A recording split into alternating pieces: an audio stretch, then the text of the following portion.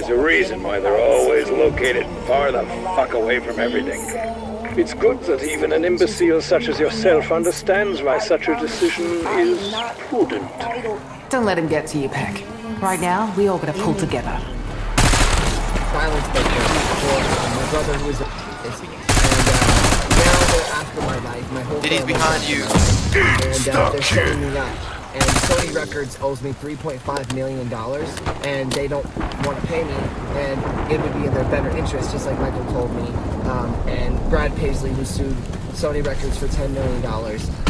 They owe me money, and they're trying to... No head! No worries. I'm begging you, little Aussie humor there. Help me raise $100,000 as soon as I can, so I can move to an undisclosed location. Part of me hopes Dr. Modi Another found a artist who can hiding deeply place. relate to Aaron Carter's story Look is on none her other than face Justin when Carver Bieber. and Like Reva Aaron, find Justin her was is thrust into going the to spotlight be as a child priceless. star, exposed to the If dark Ravity corners of Modi was Hollywood far too involved soon. here, While the dog Justin's has experiences fewer were painful scruples and than I left lasting thought, scars, he which was was already fortunate in none. ways Aaron wasn't. Justin was a few years older than Aaron, he was signed for so long, but at 13 years old, he was navigating and overwhelming endings. But here's where things took a trouble.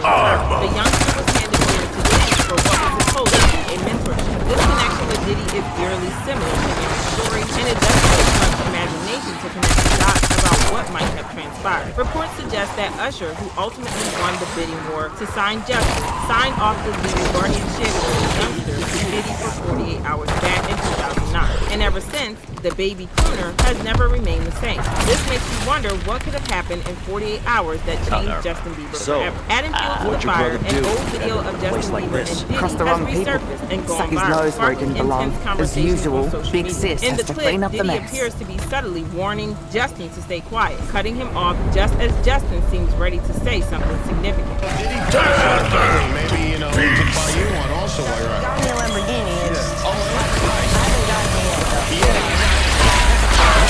coming, that Lamborghini. This last the Lamborghini for a day or two. And he got access to the house. And he knows better than to talk about the things that he does. Big red fuck. Fans are now rewatching the footage to play Eyes of the Eye. In that video. And as if that wasn't enough, another video that shows a visibly uneasy Justin shivering when Diddy confronted him about not reaching out anymore started making waves on social media. You good? I'm good. Selling out arenas and everything. Starting to act different, huh? You're not looking too sprightly, Major. Sure, you can keep up with Major. App unit activated. Please stand by. Rock where you drop for all I care. Captain like that, he's skittering that. So many moments that seemed significant at the time now paint a much clearer picture of the pressures and dangers of the Aaron Carter was just not behind the car on the face, and his industry is often praised for the vulnerable. What's heartbreaking is that the App unit energized. Area 3 online. insiders were often blinded by this dark and unsettling cycle of alleged manipulation against young talent in the industry has gone unchecked for far too long. Fans have speculated online that Usher, who reportedly handed over Justin Bieber to Diddy for mentorship, might have been perpetuating the same toxic cycle he himself experienced as a youngster. It's no secret that Usher was only 13 years old when he was sent to live with Diddy for a year under the guise of mentorship. In 48 hours could be such an impact on Justin, one can only imagine the potential effects. We handed off refugees to him. While They none of went this has been missing when officially Nathan asked confirmed, why. there are far too He many eerie disappeared too. parallels and floating stories to dismiss it all as coincidence. For years, fans have called for a serious reckoning within the entertainment industry. I've heard of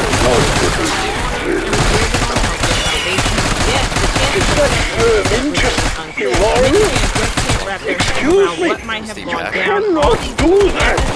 That is not how natural selection works. Once publicly stated that there was no way he'd ever send his own son to a Puff Daddy camp, which says a lot about what he was.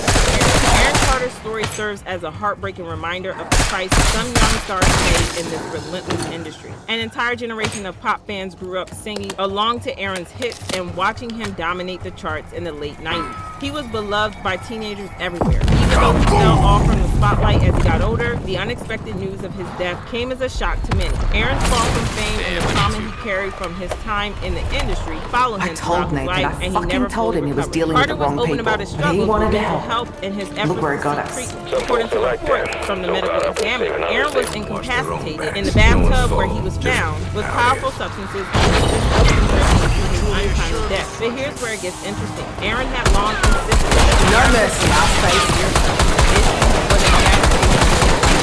he was vocal about how he was the larger agenda, which makes the circumstances of death all the more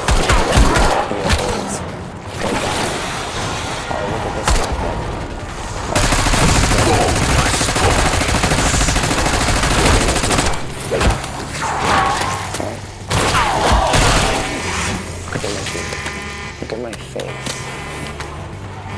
I'm not a man.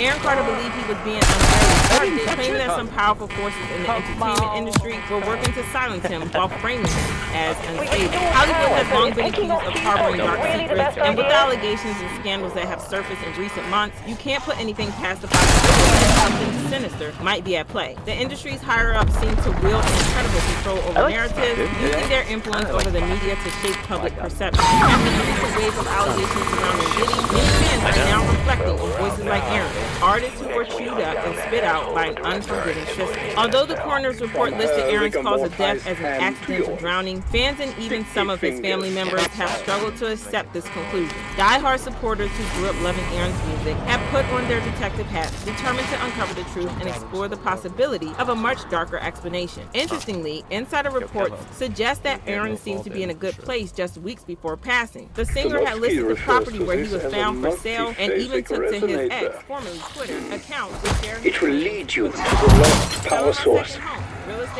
Get back to the workshop and insert the resonator into what Tanofsky called the oscillation calibrator. As in, when a resonator and a calibrator love each other very much.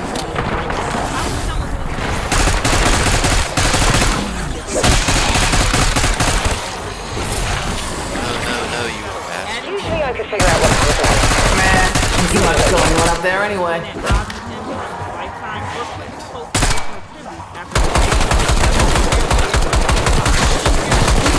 Man, this goblin's pretty good.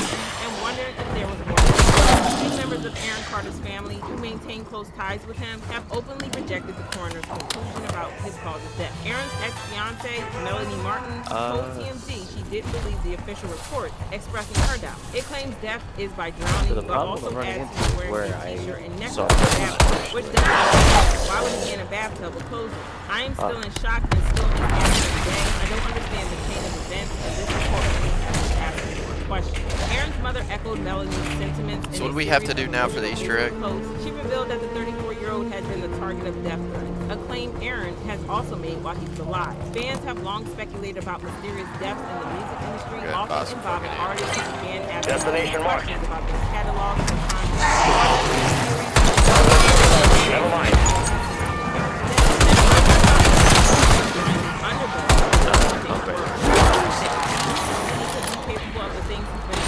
So, I put a beer in there. Will it kick out a keg?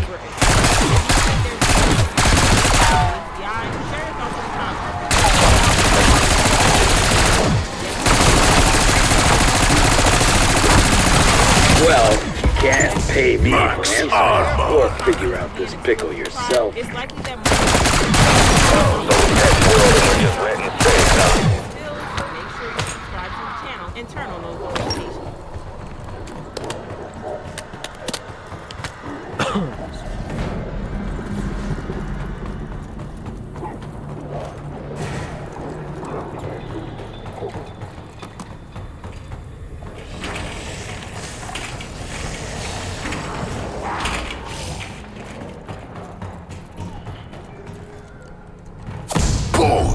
Got the old bird up and running for now. Evac available.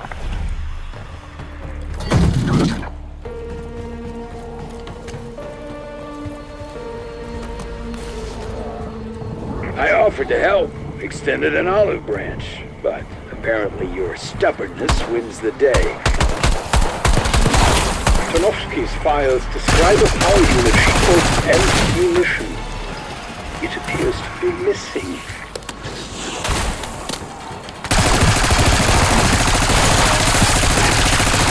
How many fucking bodies do they stack on this fucking island?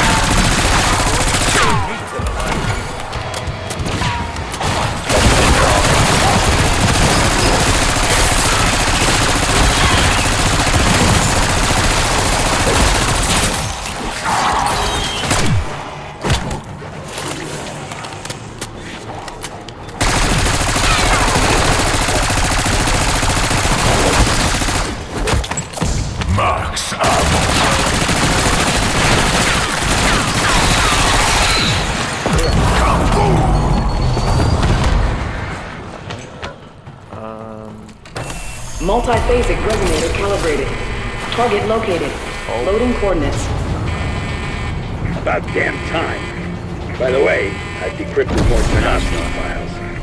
Janus Global Ops developed an artificial intelligence called the Synaptic Algorithm Module. I want access. Just think of all the secrets it knows.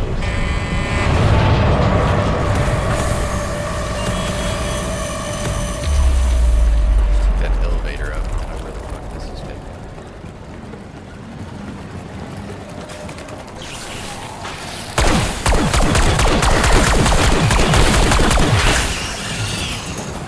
Crafter 1, bringing it back in. Got a fuel leak. I guess we don't like Repair it now.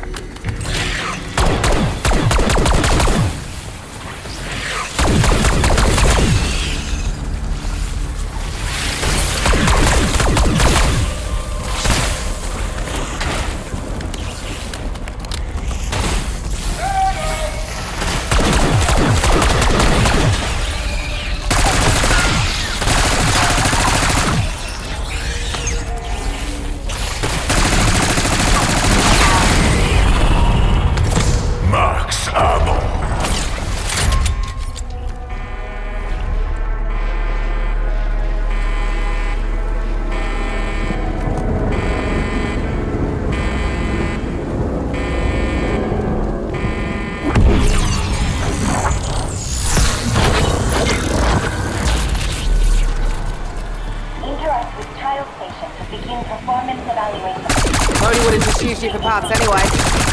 The ammunition may pass through various phases before solidifying. I must confess, the suspense is killing me. Don't look now, but they dropped something intriguing. Actually, do look now. Okay, Amp says it's snack time. Send heads out. Oh my god, dude, I'm about to die.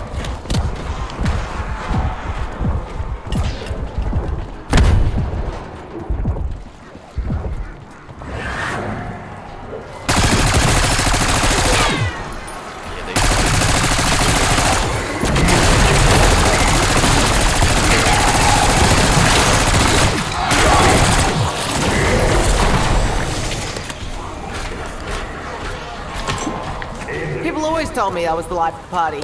Turns out they were right on the money. Ah, shit, I can't get to blue and I'm out of healing.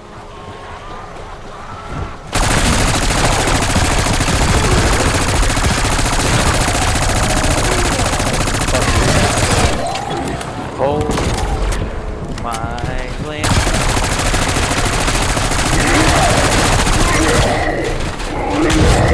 I am your doom.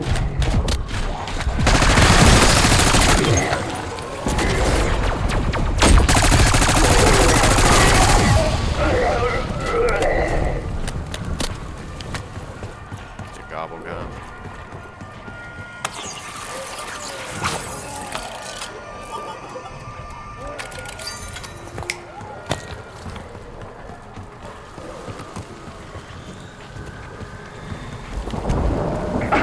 It has recombined to gas phase. Progress is gratifying.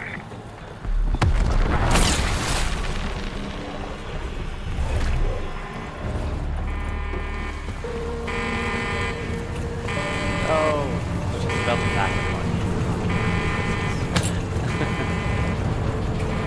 revive. Get that back. I already got it. That Juggernaut quick revive. I need to get some gold. Take it from a smuggler who knows. Heads are basically pineapples filled with jam.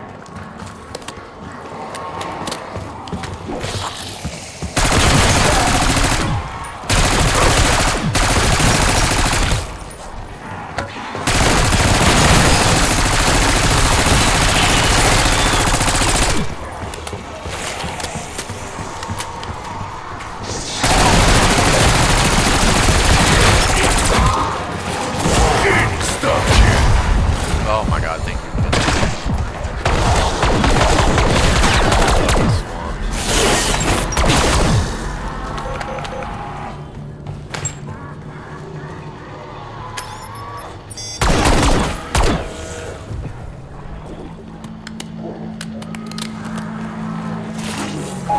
Fire. The dark ether makes a mockery of physics.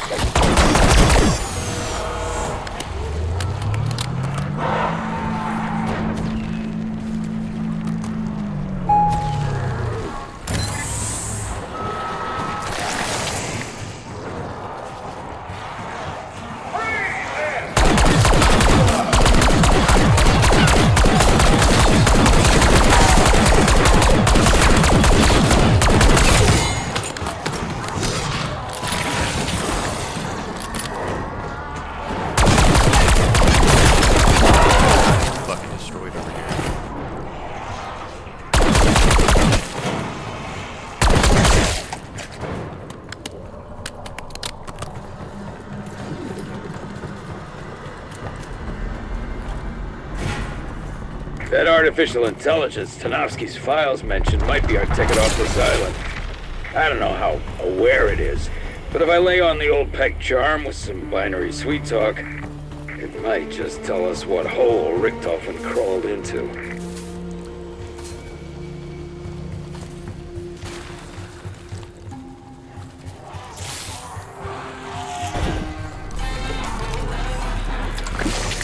Can't stop me now, you shuffling knobs. Well, that's just good, clean fun, isn't it? Max armor. Let's hope the juice was worth the squeeze.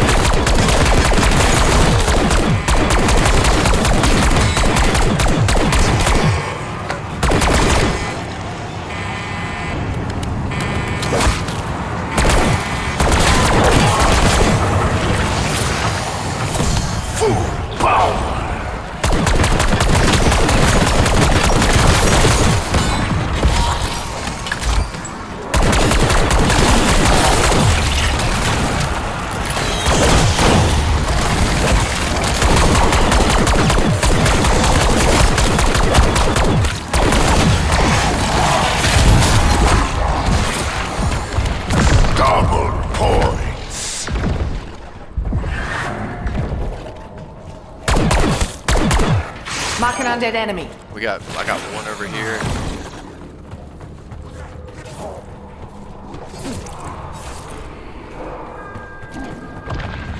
Insta-kill.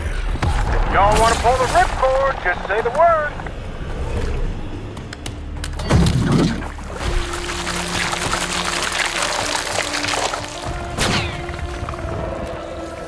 Smells a bit rank, but at least we didn't blow a hole in it.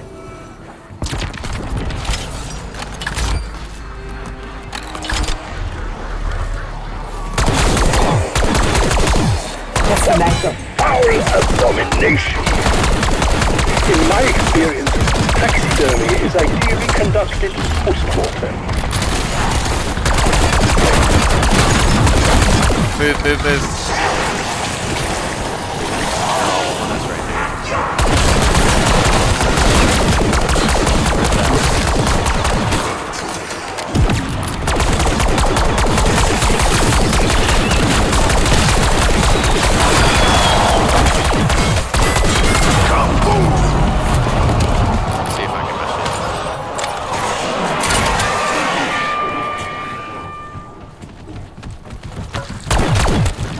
gotta take this thing. When this is over, I'm buying stock in whoever makes those drives.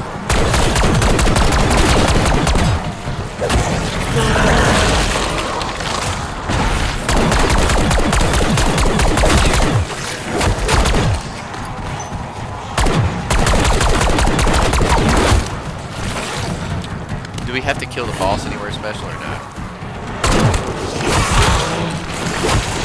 Gotta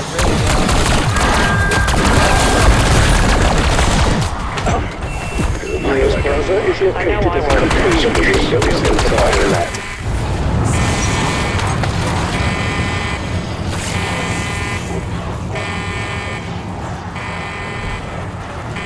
Tossing impact. Raptor 1 going offline. We gotta diagnose a mechanical issue. Nice points. Out of ammo. Whoa, what is this? Oh my god.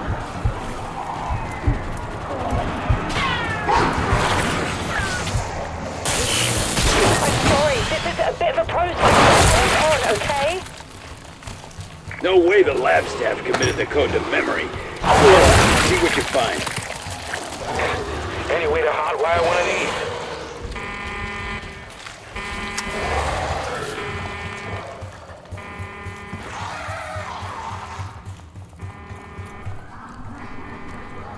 To unseal the container, it is crucial that any active release handles must be turned in unison.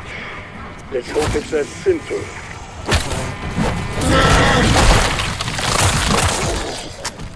Damn it, he's on me.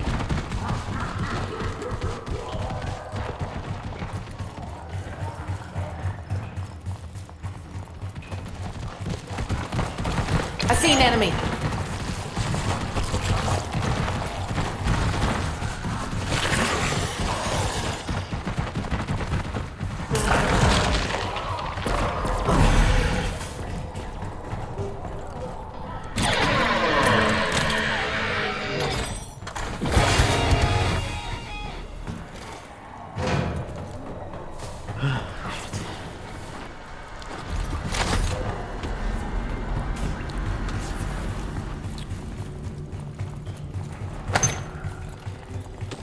So what do we have to do for the Easter egg?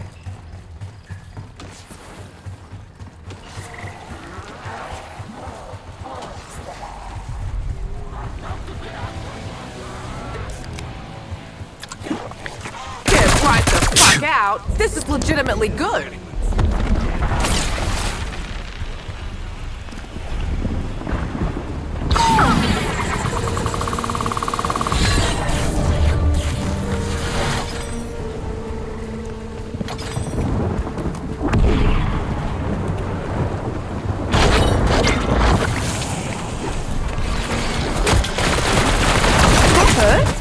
Good. Green, they're about to push the shit out of you.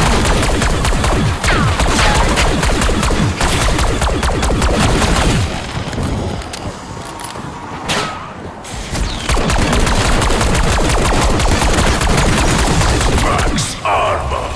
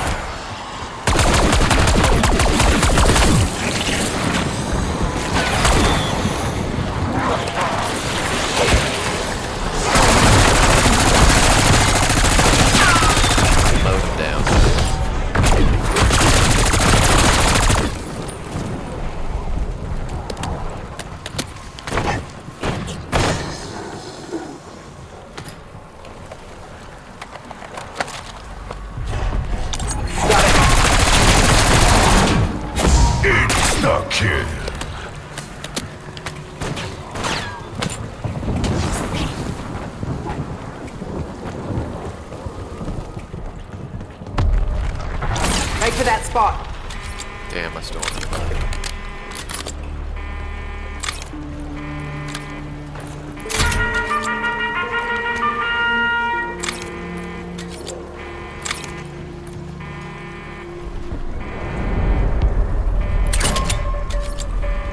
Tear them to pieces. God.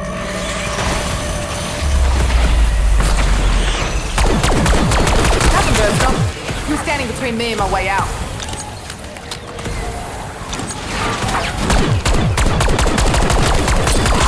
Dad always said it pays to have mates in low places.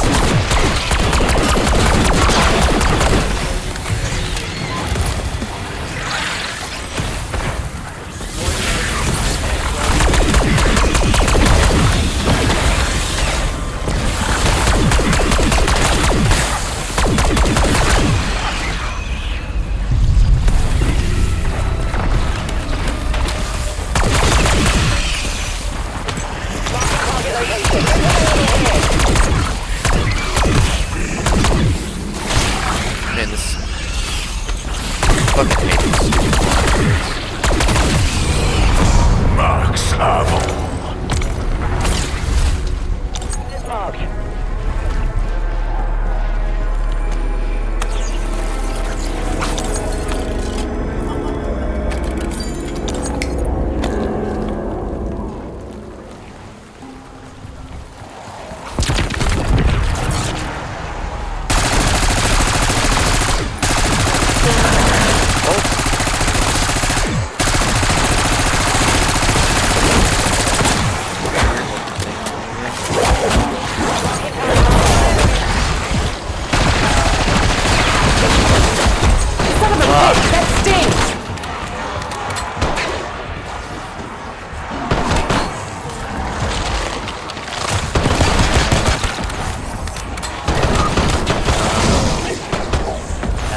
I have self-revive.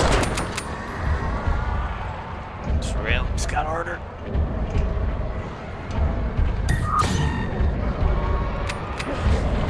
Oh, it's back.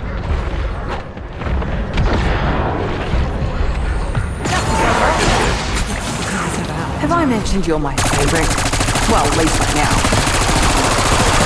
Double port. Alright, who's close? Got you. What the fuck? Behind you, behind you, behind you.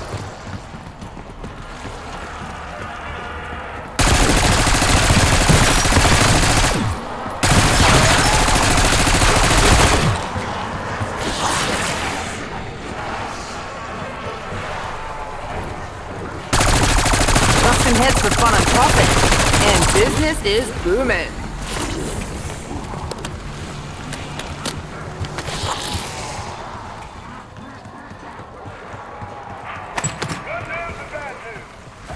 Shock out. I'm coming.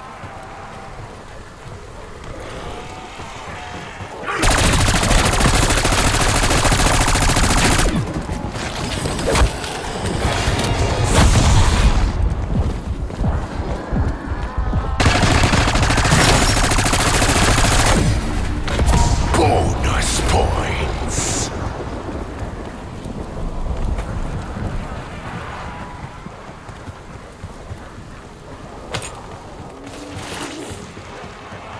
Oh.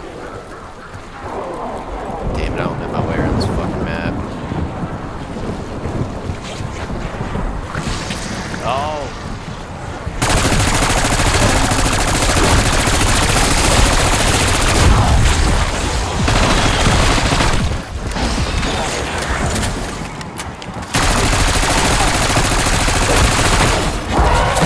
Full power.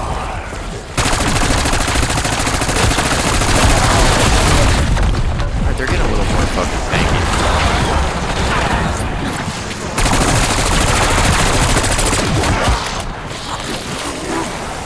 Alright, let's get on the elevator. Fuck.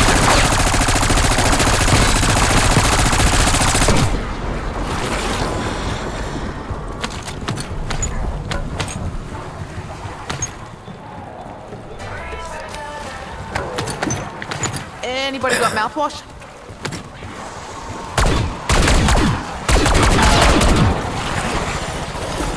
My goblin is worthless now.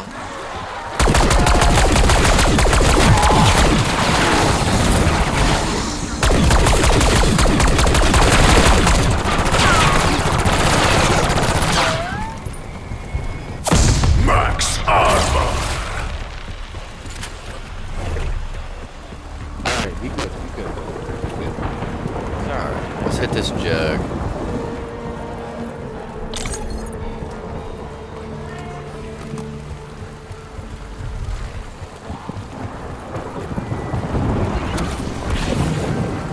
Gotta get some fucking ammo for my exit. Dad would have been proud of that one.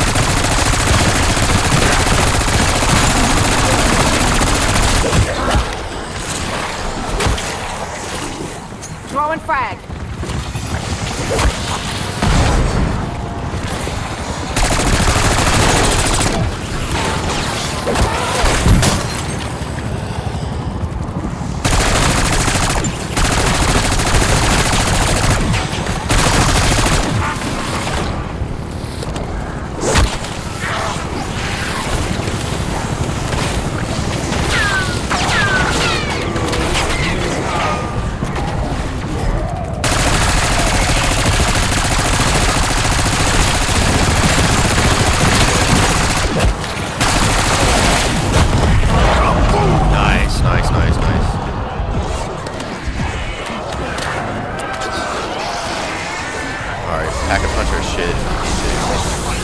Steroids for me? Fuck no.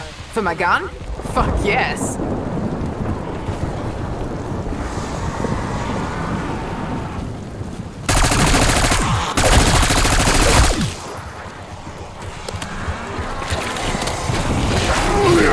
Fucking mangler.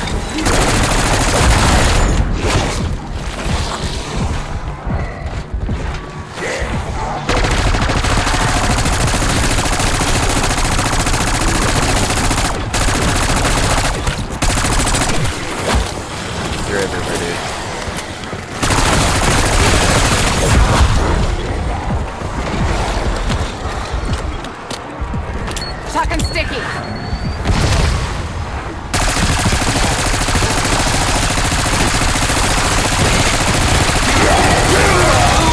Right in the ball bearings.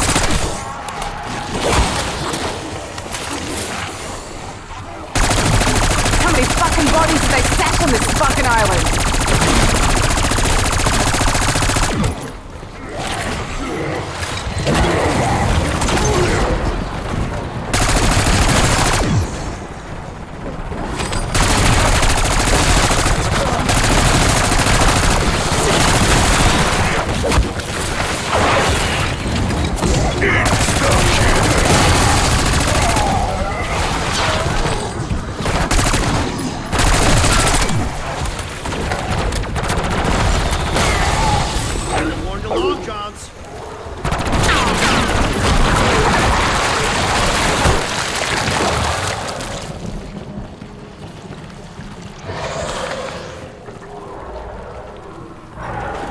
Oh, I got a loot key. Where's the vault? Is that the armory? No I idea. guess that's the armory. So what do we have to do for the Easter egg? Where the fuck is it? I know. Dude, there's still stuff to unlock. Where are you?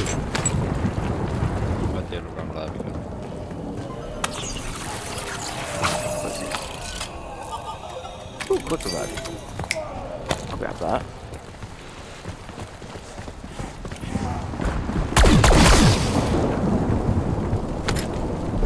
Raptor 1, ready to extract whenever you want to bug out.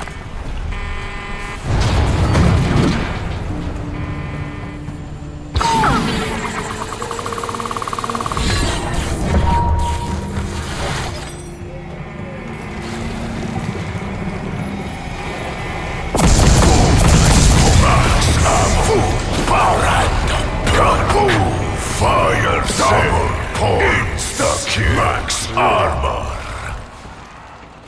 That was insane. Stamina machine here.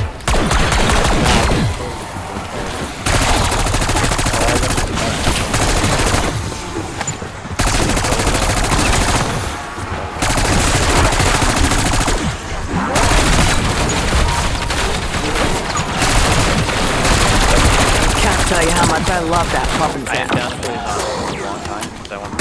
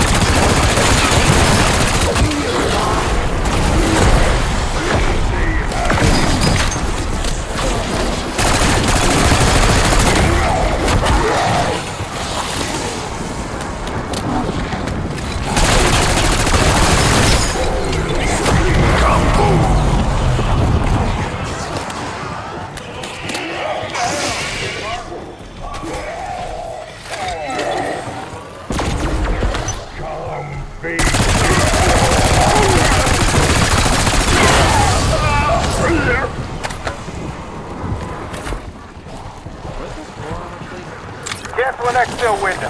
This bird's gonna take a little more distance.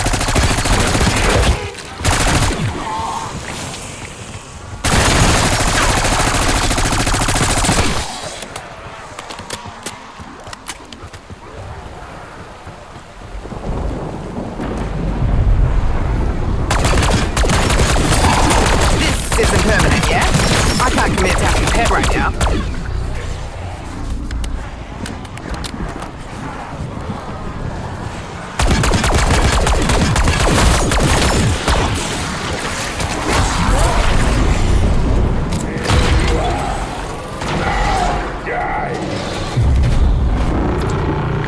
I've left worse things to chance, and I'm still here.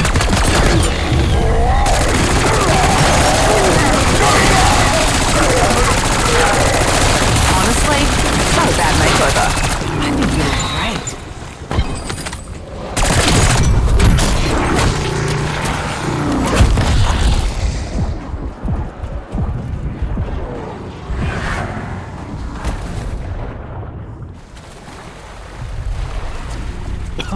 Good news and bad news.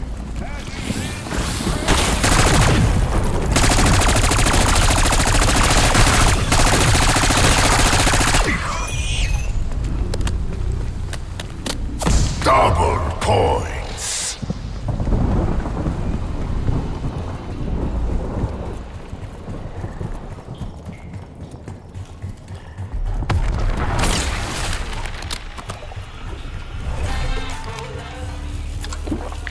This one's gotta be popular with the uni kids.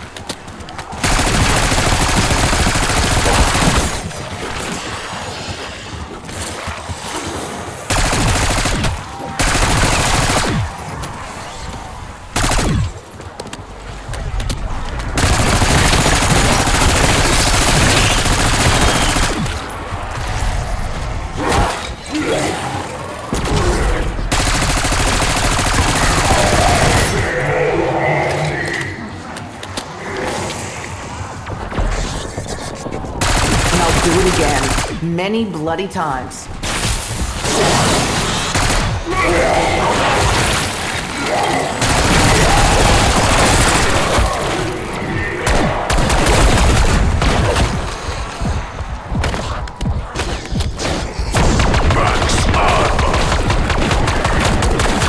Ah, looks like today's not your day,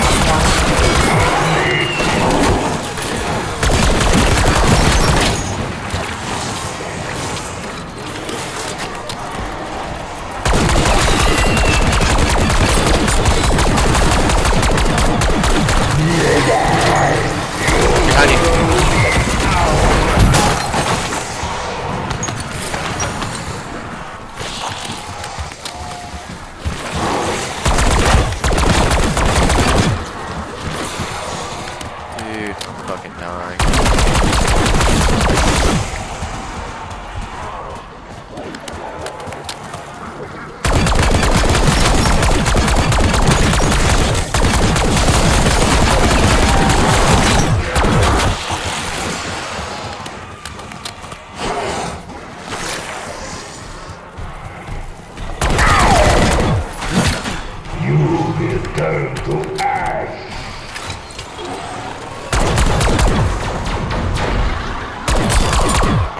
Just some light brainwashing and voila.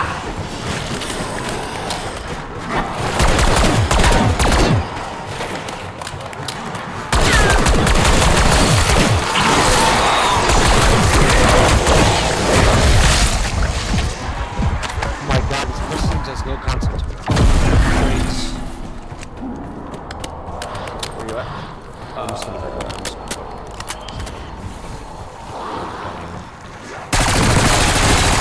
Someone go grab a mop and a bucket. We gotta go.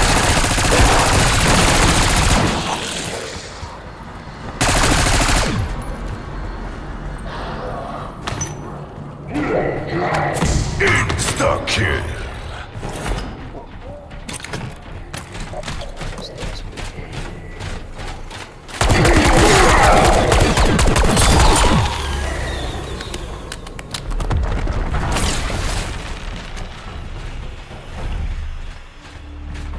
Eliminate weakness.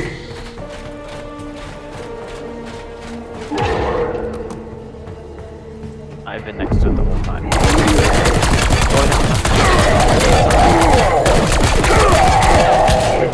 So small, you will shatter.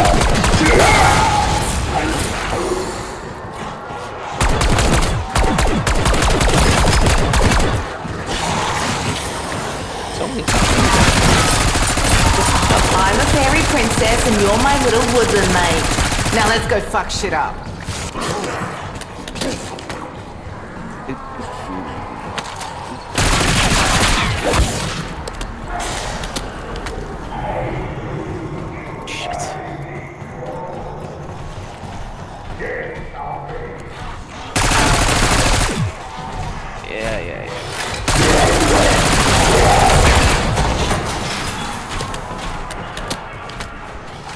Yeah.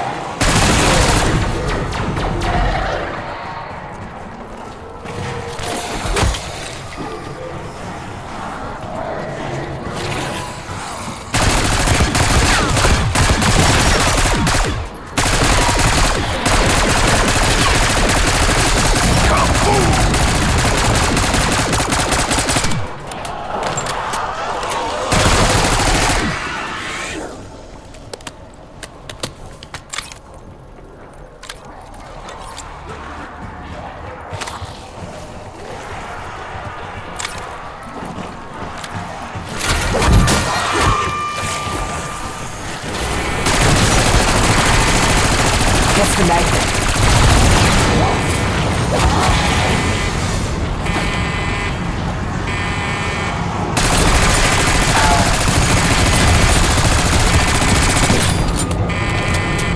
Whoa! It's just like when antivirus have the poke in the PowerPoint.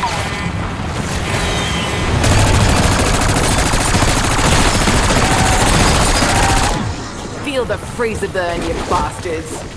See, Carver? I need shit puns too. God damn it.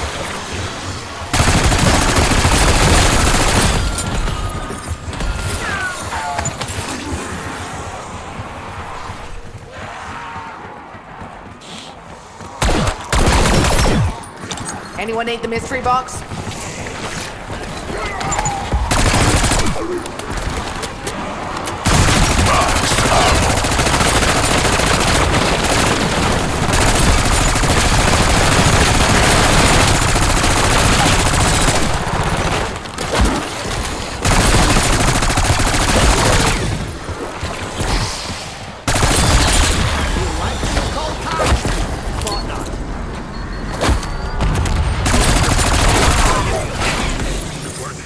Chuck and C4.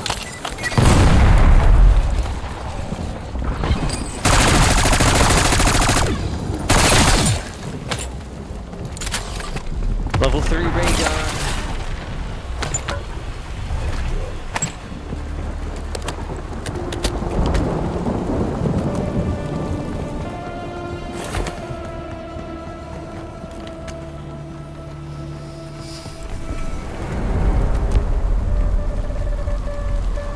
Tear them to pieces!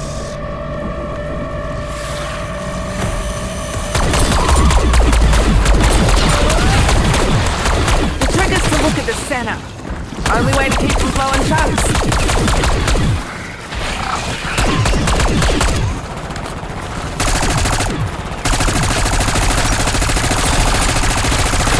Follow the esky.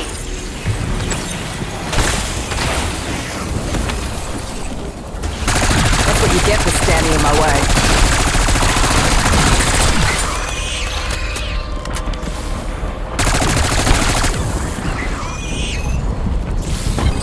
Armor here.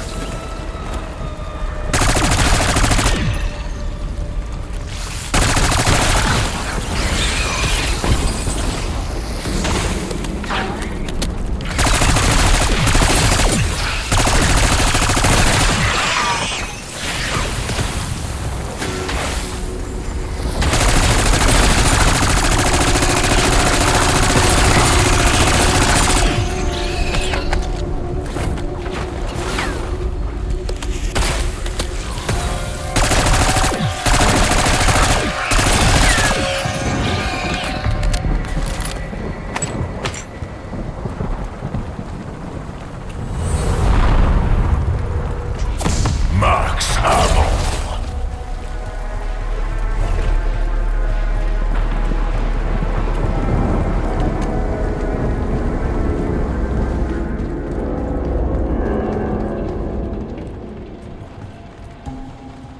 Located stamina.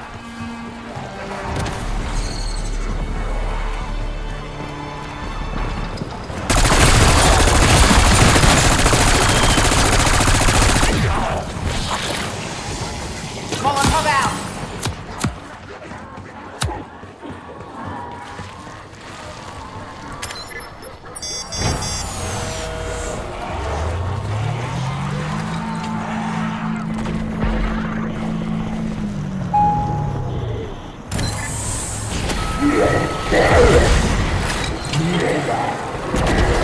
Bonus points!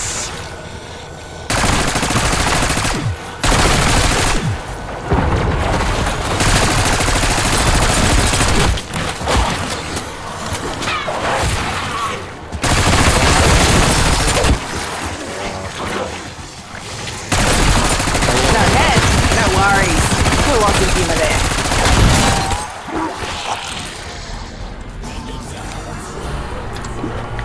It's Friday night, fuckos. Time to get bombed.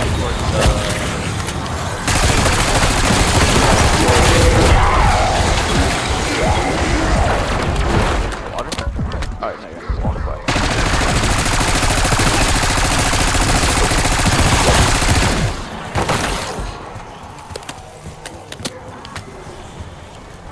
Come on.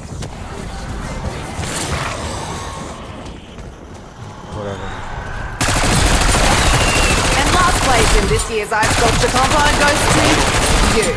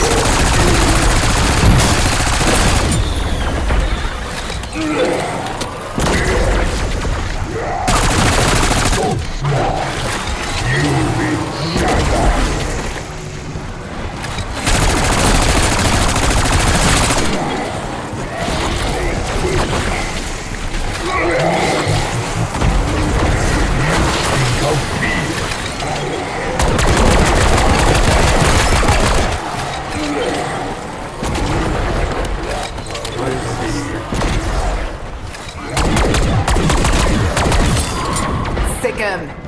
Ah, shit. Do I need to bribe you with a bicky or something?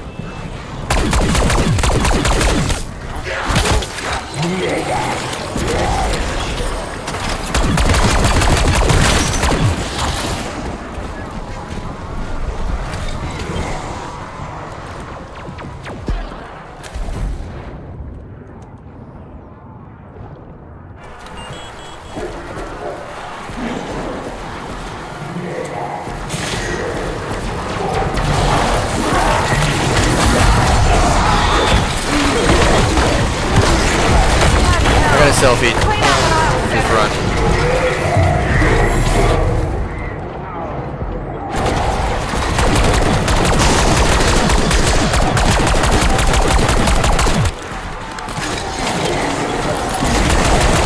No mercy, ass face.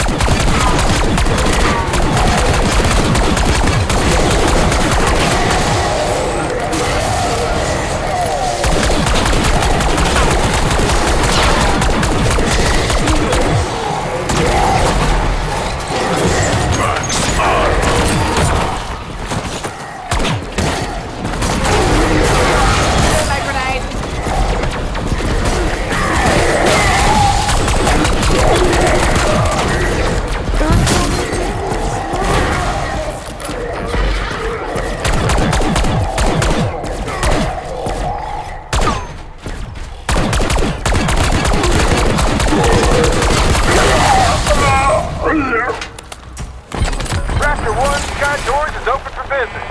Seriously, we can evac if you need to.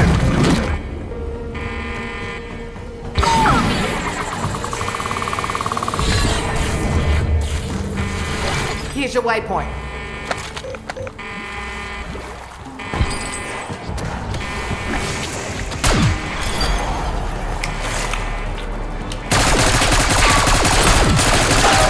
You fuck.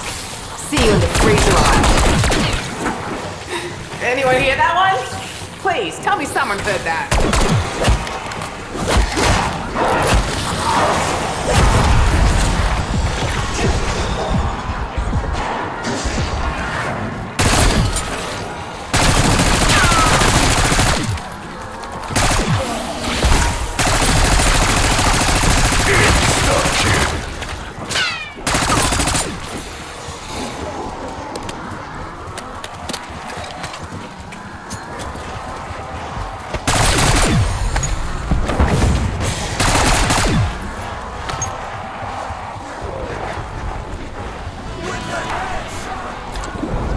Is this place cool with open carry?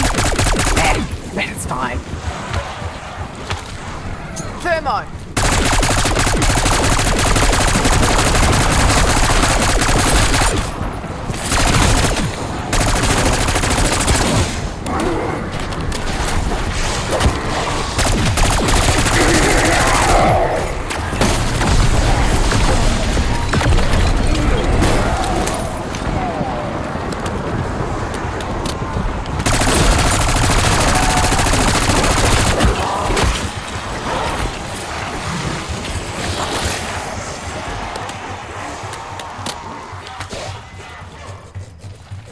Raptor 1 experiencing mechanical failure.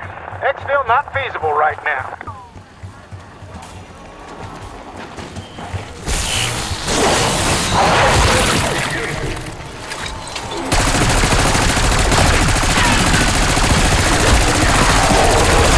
Cody would have just used you for parts anyway.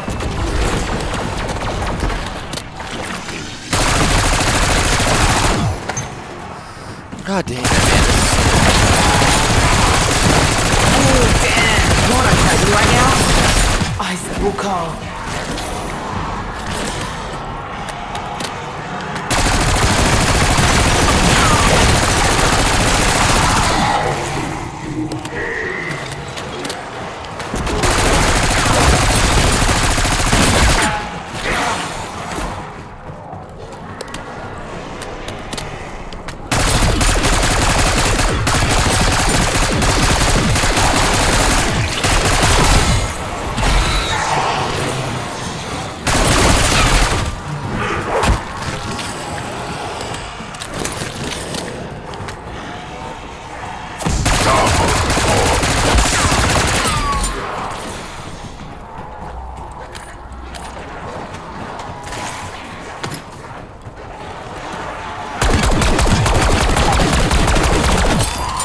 Sure, we're mates now.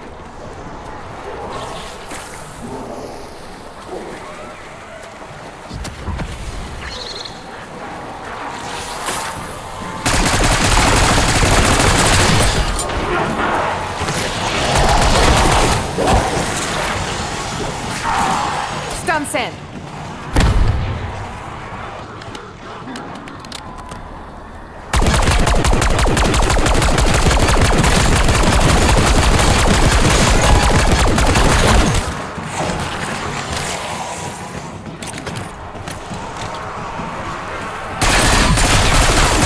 It's handy when the aircon's on the fritz.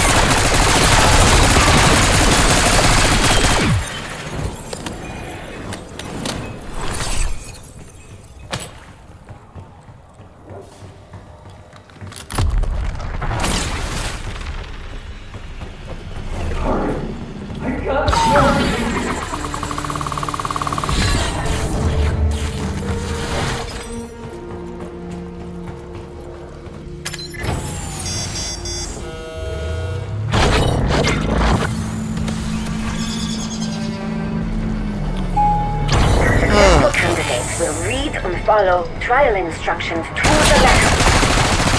Boy, do I feel super alive today.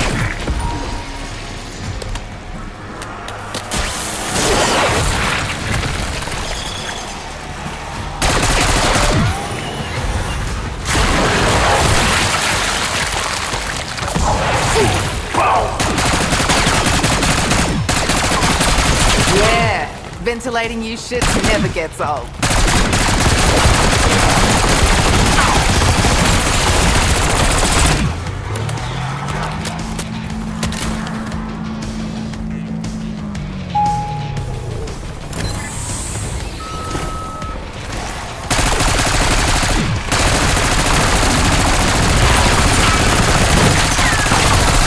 Drum in the esky.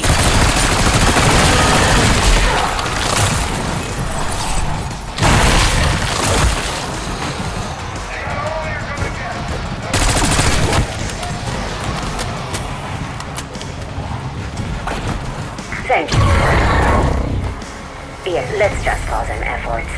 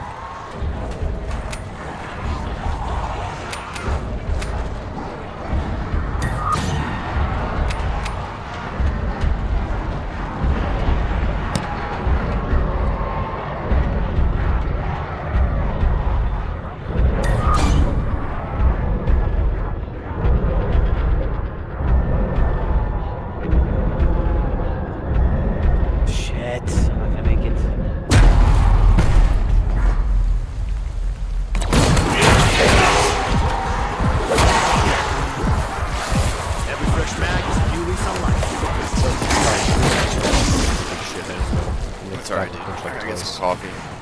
Here. Call me. I can't get away from that poison cloud. My ring's on.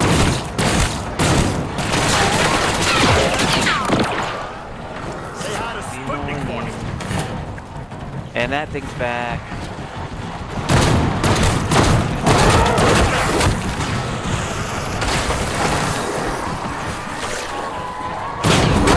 Done.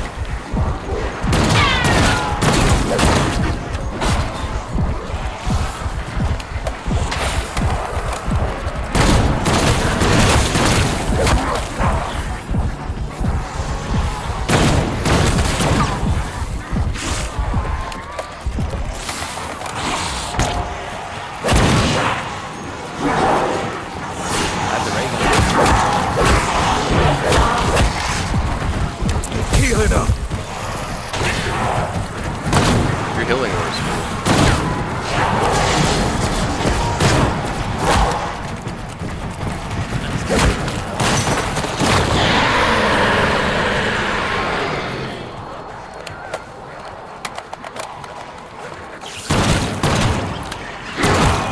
This dude's fucking gotta love how I died with the healing orb. This dude had, dude, like, we'd all three be up if dude fucking used his healing orb.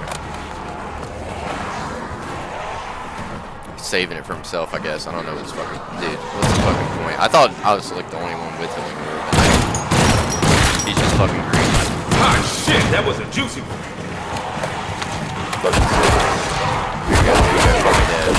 You deserve it. Just y'all wait till I'm idiot. back on my feet. Let me just keep healing orb and not use it. Fucking genius, dude.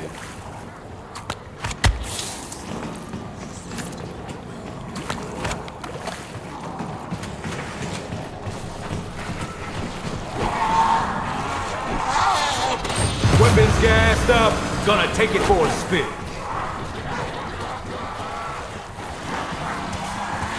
I knew I wasn't gonna get the Easter egg with these fucks.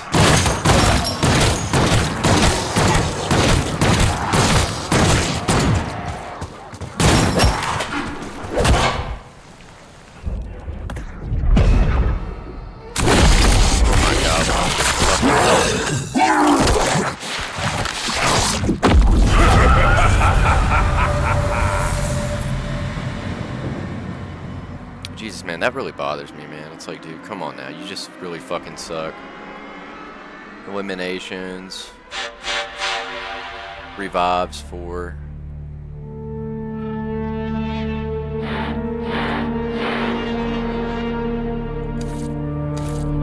Didn't revive a fucking single person.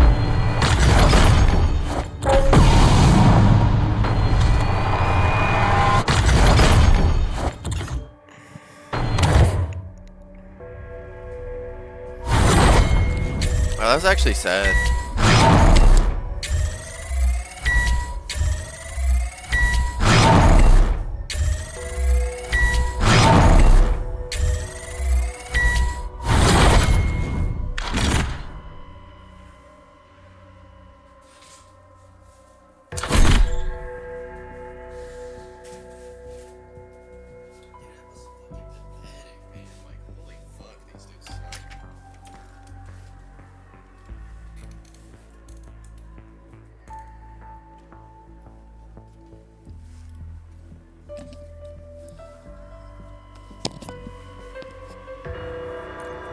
That's all the zombies want to do.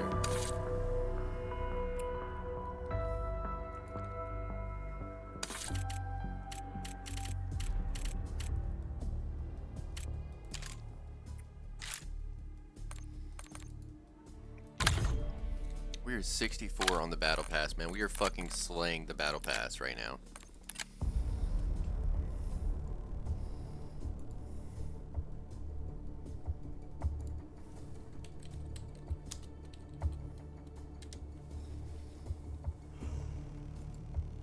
Holy shit, there's a Twitch app.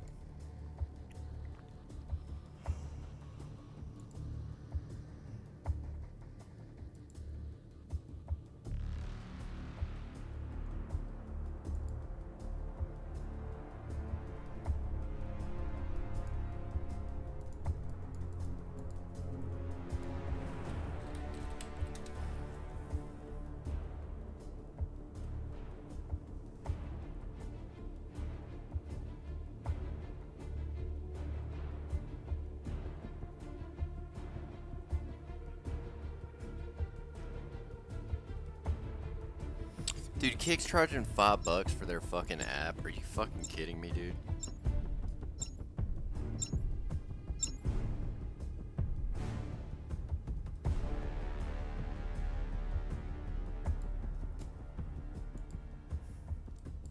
Let me see what this XSplit is.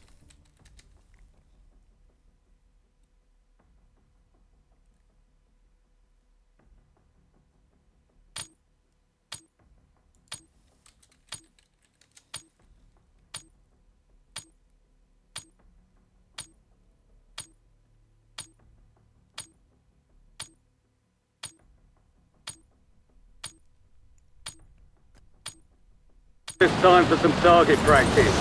The real thing's coming soon. Alright, even with all of the things that they're doing, actually an algorithm there to help with discoverability. Enemies are dropping into the area. Streamers, especially ones that are looking to start a career in streaming video games. So today we're going to talk about how to get started in 2022 as a Twitch streamer.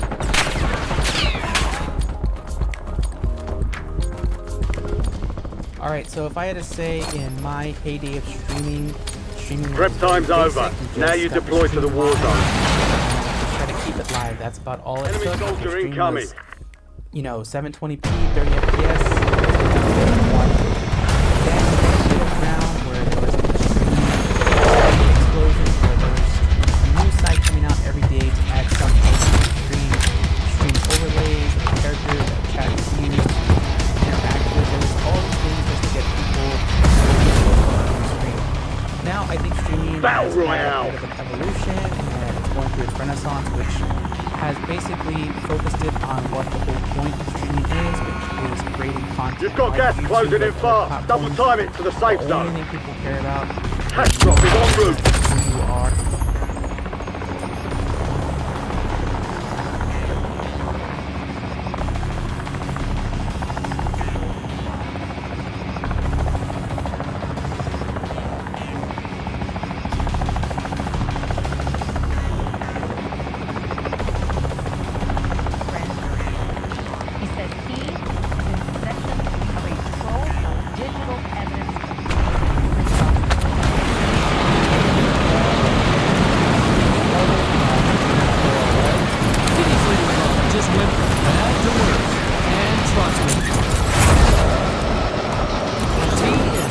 Dropping into the AR. In a jaw-dropping turn of events, Targets are up. Go take them has down. walked away from the case right in the middle of court proceedings.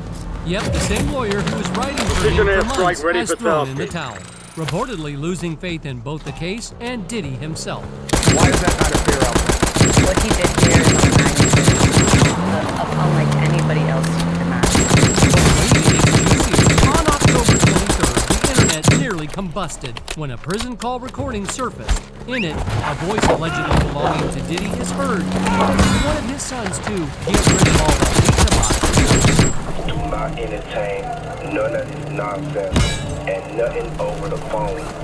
I'm gonna need you to get rid of all the leftover pizza boxes. The what? All the boxes left over from the pizza. All the boxes. Okay. But it looks like Diddy's advice didn't age well, because now the floodgates have opened. Evidence is pouring out left and right, and more people are stepping up to share their own experiences involving the music mogul. To make matters worse, the accuser's lawyer seems incredibly confident, boldly claiming that Diddy's chances of avoiding a life behind bars are slim to none. But I have all the confidence in the world and the federal court in the state of New York that they will remain keeping Diddy under no bond and that all of the victims in this case will be able to proceed. So what's about Diddy's downfall? And why did his own lawyer throw in the towel before the trial even started? Let's dig into the chaos, because the leaked evidence is stacking up faster than we can keep track of. Starting with the basics, the stuff we all need to know. Lay it out plain and simple. The prosecutor himself revealed exactly what led to Diddy's indictment and the evidence they uncovered during the search of his home. During those searches, agents seized evidence of the crimes charged in this indictment. They seized firearms and ammunition, including 3 defaced AR-15s and a large-capacity drum magazine. They also seized evidence of the freak-offs, electronic devices that contain images and videos of the freak-offs with multiple victims. And they seized cases and cases of the kinds of personal lubricant and baby oil that Combs' staff allegedly used to stop and help them store the freak-offs. More than 1,000 bottles. And now even more shocking evidence is surfacing, pointing to how Diddy could be tied to some of the most disturbing deaths in the music industry. This might explain why Diddy's own lawyer recently decided to call it quits. After all, when the accusations pile up this high, and with the mounting claims linking Diddy to events that have rattled the industry, perhaps even the sharpest legal minds realize there's no clean way out of this web of allegations. For context, this all blew up when a new witness, Courtney Burgess, stepped into the spotlight. Burgess, a former associate of Diddy's late ex-girlfriend Kim Porter, has dropped a bombshell that could change everything. He claims to have received flash drives containing explosive materials, evidence that just might be the game changer the prosecution has been waiting for. According to Burgess, these flash drives contain the completed book that Kim Porter had promised would go public if anything ever happened to her. This isn't just a collection of notes or unfinished drafts. Burgess claims it's the full 54 pages of Kim's work, and it begins with a chilling message. The book starts with Kim's promise that if something were to happen to her, she wanted this book to be shared with the world. Mr. Burgess is delivering that truth. Mr. Burgess actually told me that he believed that the purpose of that gag order letter that was written by Mark Agnifilo on November 3rd was because Diddy knew that it was Courtney who was bringing this information. Now, for the past few months, some truly disturbing claims have resurfaced about the contents Enemies are dropping into the area. Watch the skies. If these revelations had come to light the day Kim passed away in November 2018, we might have learned the chilling details of what Diddy had been up to over the past 2 decades.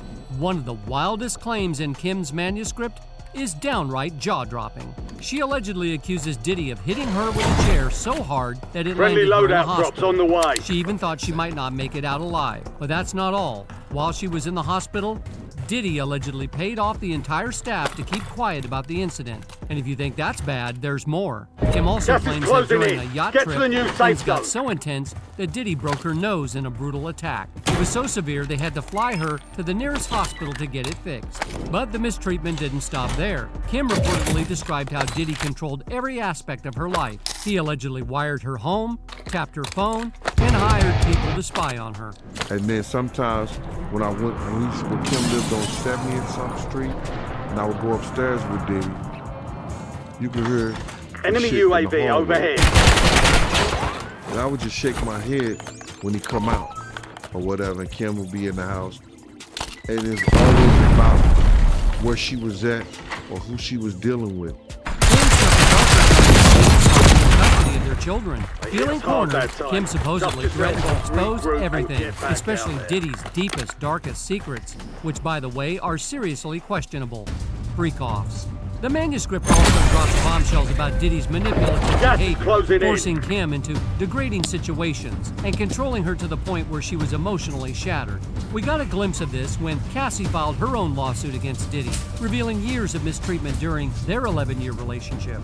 And it's not hard to believe Kim was the first to experience it. But the creepiest claim of all, Kim allegedly suggested that Diddy was somehow involved in the tragic deaths of Tupac Shakur and the notorious B.I.G.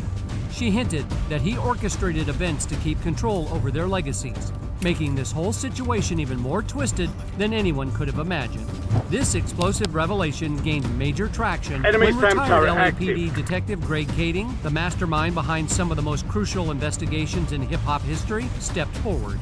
Known for his role in investigating the murders of Tupac Shakur and the notorious B.I.G., Kading pulled back the curtain on the tumultuous music scene of the 1990s, offering an unfiltered account of the conflicts that ultimately shaped the genre.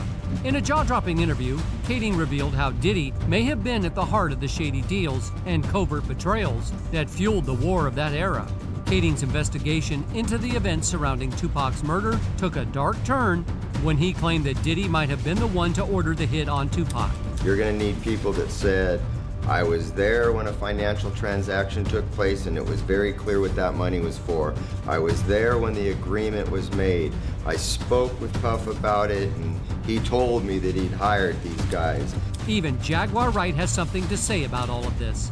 Tupac was the threat, which is why they got rid of him first. Biggie was symptomatic of that. Because they needed Biggie to die to create the realness around the story of the East Coast West Coast battle. She also claimed that Diddy had access to substances that could trigger pneumonia and heart attack symptoms. According to her, this could connect him to several mysterious deaths in the music industry. She had been poisoned. You know, they have poisons that create heart attack and pneumonia-like symptoms. And then right after that, Al had a meeting, and I was going to meet up with him because we were in Vegas, and then the next thing you know... And just to make things even spicier, she says she has the receipts, evidence that could shake up the whole narrative.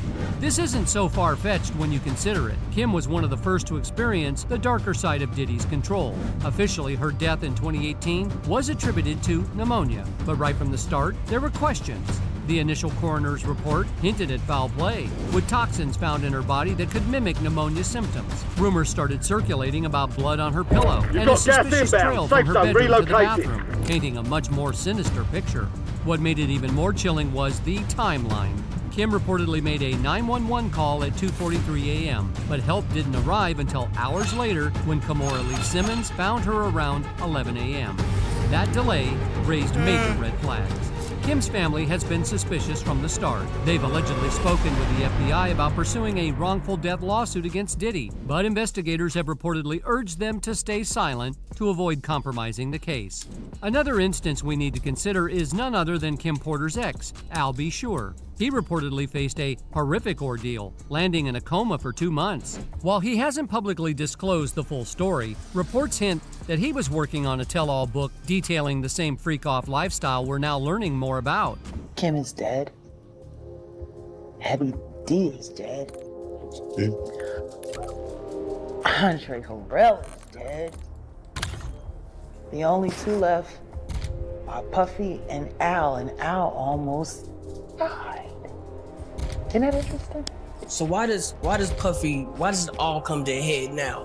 Why now? Why? Because he's the acceptable monster at this time, like R. Kelly was the last time I sat on this couch. Just as mentioned, Al B. Sure's situation has an eerie resemblance to that of Andre Harrell, another key figure in the music industry. Andre was reportedly working on a manuscript that aimed to expose the industry's darkest secrets, including how powerful figures allegedly use substances and manipulation to control and silence others. He was also set to reveal how Diddy, with Clive Davis's help, replaced him as an industry heavyweight. Tragically, before he could release these revelations, Andre was found dead. Before we left Andre Harrell's house, Puff told me I didn't have to go. I knew that somebody was going to die that night. Another death in the world of music today. The founder of Uptown Records passed. Andre Harrell died late Thursday at his home in California.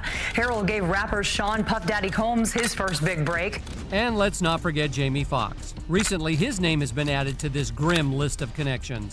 Jamie had a famously close friendship with Diddy, so close that Diddy let him record some of the freak show activities. Yo, Puff, you gotta let me film this, the whole thing. We need to document this, Playboy. He was like, let him through. And I'm like, all right, I'm through.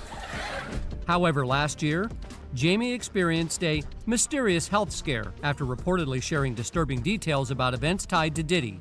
Falling into a coma, his story seems to follow the same troubling pattern of those who got too close to the truth. Last month, Choke No Joke dropped a bombshell during an interview with Comedy Hype. He shared his first-hand account of attending 2 of Jamie Foxx's shows in Atlanta and revealed some jaw-dropping details. According to Choke, during the tapings, Jamie directly stated Diddy was responsible for what happened to him. But Jamie Foxx states in the special that you're headed to the war zone. But wait, there's more. In another jaw-dropping twist, celebrity superstar Homie CC took things even further. Echoing the earlier revelations by Choke No Joke, Big Homie claimed that Jamie directly accused Diddy of poisoning him. The security guard even added that Jamie reported these chilling suspicions to the FBI. What are some of the things that you heard behind the scenes going on before this indictment actually? I know you poisoned Jamie Foxx. Jamie Foxx reported to the FBI because of it. I know that's a fact. We're talking about... All stations, this is Shadow 01. Deployment to the war zone has been authorized. Everybody said he had a stroke. Yes. We're talking about that, or talking about something different? At this point, it's becoming harder to dismiss the possibility that Diddy might be tied to some of the industry's most suspicious deaths. According to the feds, they might even be gearing up to include these allegations in their growing case. Looking back, there's a haunting pattern. Many celebrities tied to Diddy have been untimely ends through drowning, poisoning, or mysterious illnesses like pneumonia. Take Aaron Carter, for instance, a name that's now being whispered in this dark narrative. Known for his turbulent life and substance struggles, Aaron had ties to Diddy early in his career. Some speculate that Aaron might have been one of Diddy's first victims. Chillingly, just before his death, Aaron made cryptic claims suggesting someone was after him. Many now wonder if those ominous warnings pointed directly to Diddy.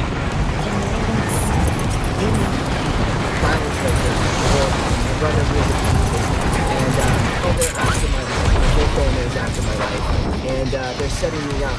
And Sony Records owes me $3.5 million, and they don't want to pay me, and it would be in their better interest, just like Michael told me. They owe me money, and they're trying to off. And I'm begging you and I'm pleading you, help me raise $100,000 as soon as I can, Supply so boxes I can marked. move to Secure an those undisclosed locations. location where I am safe. They had cops come and check for a rope in my garage, saying I wanted to hang myself. Interestingly, the list of celebrities who mysteriously died from drowning, often reportedly linked to overdoses, is longer than you might think. Whitney Houston and her daughter, Bobby Christina, are among the most high-profile cases. Then there's Matthew Perry, who tragically passed away in his hot tub, and Stephen Twitch Boss, whose death in a hotel also raised eyebrows. Another story that's definitely worth revisiting is that of Biggie Smalls, or the notorious B.I.G. Nearly 3 decades after his tragic death, many still question if Diddy played a role in Biggie's passing. The speculation has raised concerns about Diddy's possible involvement in the aftermath, including efforts to hide crucial evidence. Biggie Smalls, born Christopher Wallace, was tragically taken from the world in March 1987 in Los Angeles, just months after Tupac Shakur's death in 1996. Both rappers still hold a special place in the hearts of fans, and their untimely deaths continue to be deeply felt. Fast forward to the investigations into their deaths, and things take a twist with a link to Diddy. In 2009, Greg Kading, the former LAPD detective investigating Biggie's murder, interviewed Keefe D, the same man who was with the shooter the night Tupac died. Oh, and Keefe D is also the one who claimed Diddy was behind the hit on Tupac. Diddy is part of it. Diddy paid $1 million. I think it just makes for a good story. New court discoveries in the Tupac Shakur murder case. New court documents show that Dwayne Keefe D. Davis accused hip-hop mogul Sean Diddy Combs of paying $1 million for the of the rap icon Tupac Shakur. As Kading dug into Biggie's case, he made a shocking discovery. Keefe D was at a party Biggie had attended just hours before he was shot. This raised suspicions that Keefe D might know more about the crime than he let on. The plot thickened when Valletta Wallace, Biggie's mother, filed a $500 million lawsuit against the LAPD, accusing them of hiding the truth about her son's death. This legal move prompted the reopening of the investigation in 2006, with Greg Kading back on the case. And that's when things got even juicier. Kading uncovered a wealth of new evidence that could finally uncover the dark truth behind Biggie's murder.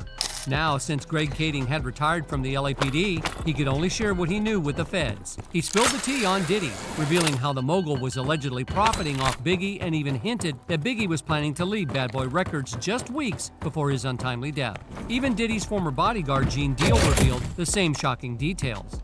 Deal got a rare look at Biggie's contract when he was tasked with holding Diddy's briefcase during a flight. What he saw was eye-opening. Biggie was making $250,000 per installment while Diddy kept control of the publishing rights. In a jaw-dropping interview on DJ Vlad's blog, Gene Deal went even further, claiming that Biggie was on the verge of signing a massive deal worth over $60 million right before his death. I say, yo, Big, somebody gonna try to come there's an enemy us squad tonight. gunning for you. Lil C's, who I hadn't seen all week, Lil C says, Gene, go ahead on with that cop shit. I said, I know one thing, you better get you a GED. You know what that is? A good enough degree, so they don't cheat you out your money like they doing your man right here. And I was talking to about Big, because I had read his whole contract on the plane, because Puff had gave me the briefcase. And he gave me the briefcase. You know, like, he just do some bullshit, hand me the briefcase, and went to first class, and I went to coach in the emergency. Shit. Enough degree so they don't cheat you out your money like they doing your man right here. And I was talking to about Big, because I had read his whole contract on the plane, because Puff had gave me the briefcase.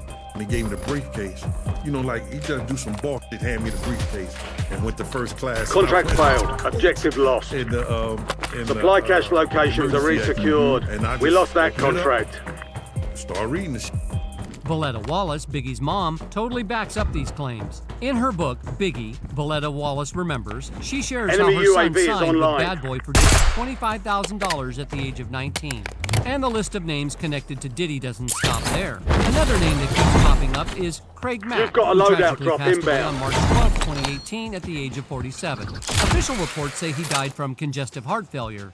But doesn't that sound oddly familiar? It seems like the cause of death for many close to Diddy has either been pneumonia, Gas is drowning, inbound. or even a heart Marking new attack. safe The zone. rift between Craig and Diddy started over money, particularly when it came to their album. Sources say Craig felt shortchanged, claiming There's that an increased payout for this job. Be sure to collect. Craig even opened up about the strain of his relationship, revealing that he had agreed to work on Diddy's projects with the understanding he'd get a third of the profits. But as time passed, that promised payment never came through.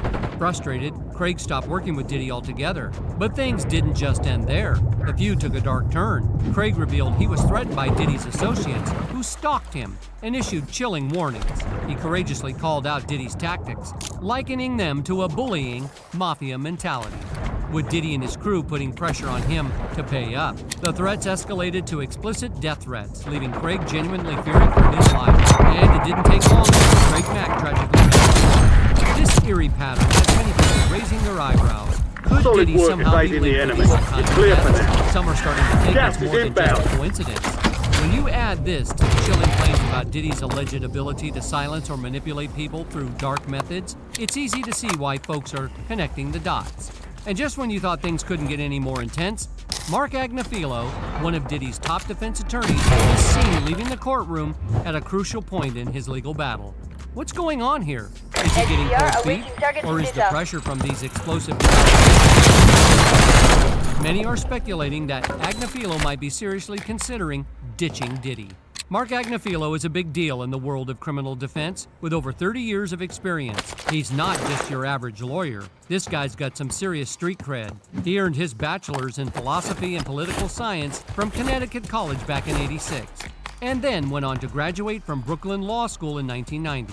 He's worked in some pretty high-profile positions, like a former supervisor at the United States Attorney's Office for New Jersey, and as a Manhattan Assistant District Attorney. Over the years, Mark has handled over 200 major cases, ranging from securities fraud to political corruption and even international arms dealing. He's even worked in countries like Italy, Switzerland, and Romania, tackling some seriously high-stakes criminal matters. So when you hear that he quit Diddy's case, that's a big red flag. With his background, he doesn't just walk away from anything unless there's something huge at play.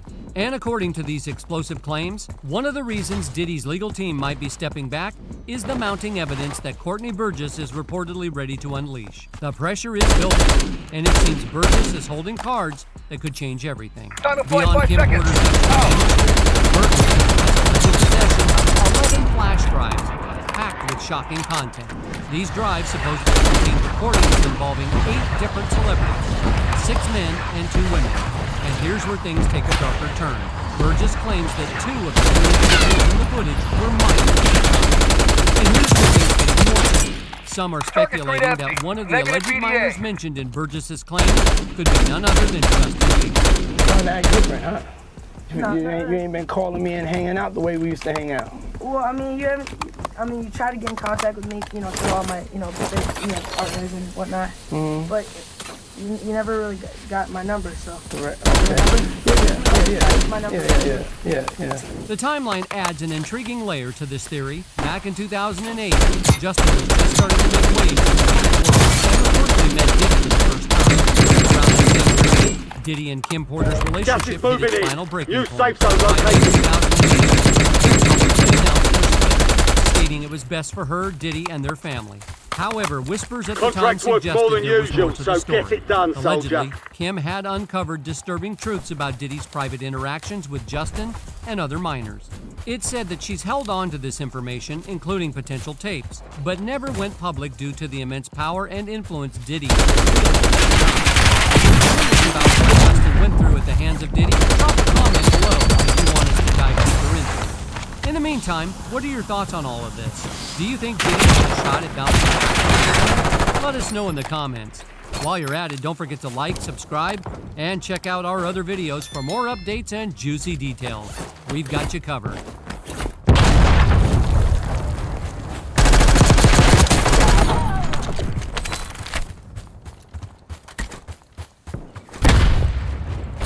Gas is moving.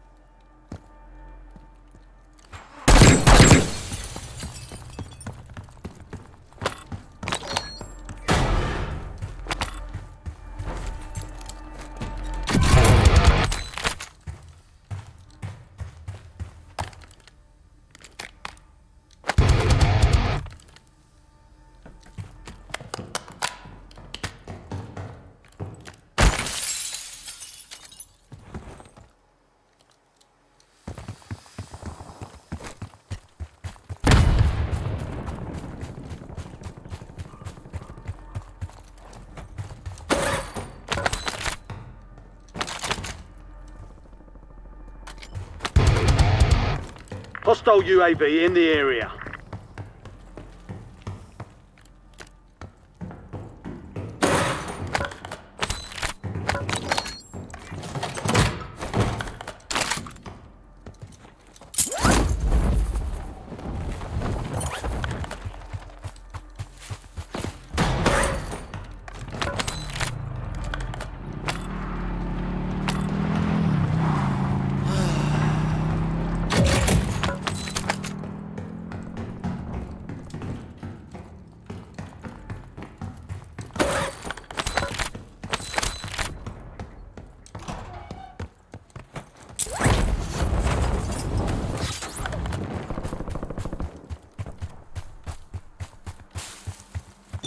Gas is closing in. Relocating safe zone. No more fighting in the gulag. Supply crates have been restocked. Load up.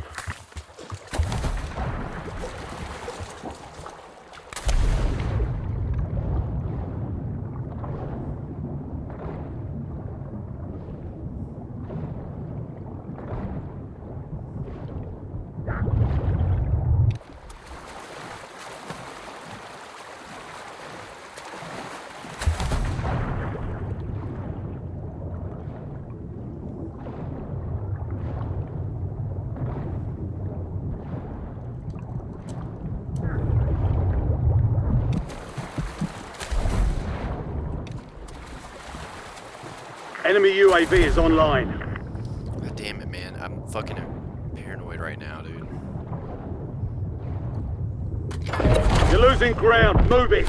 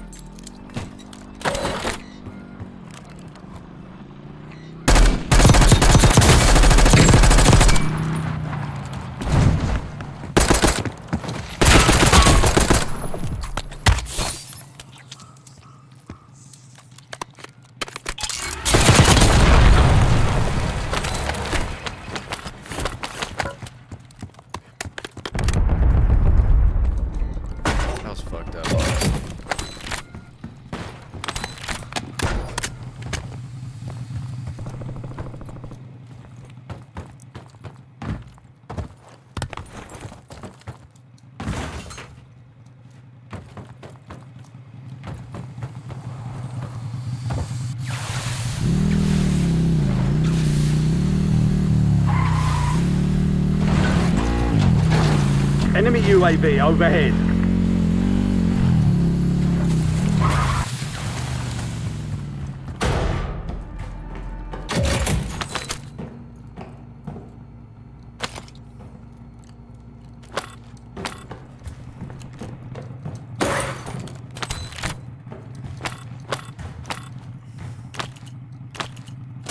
You've got gas inbound. Safe zone relocated.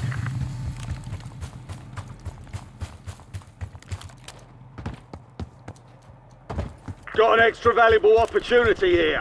Don't miss your shot.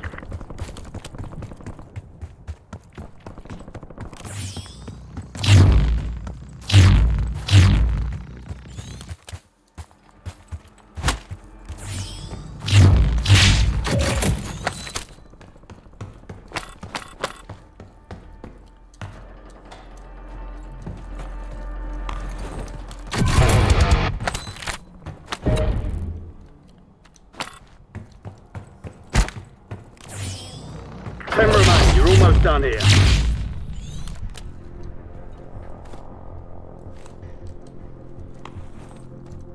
Hostile UAV in the area.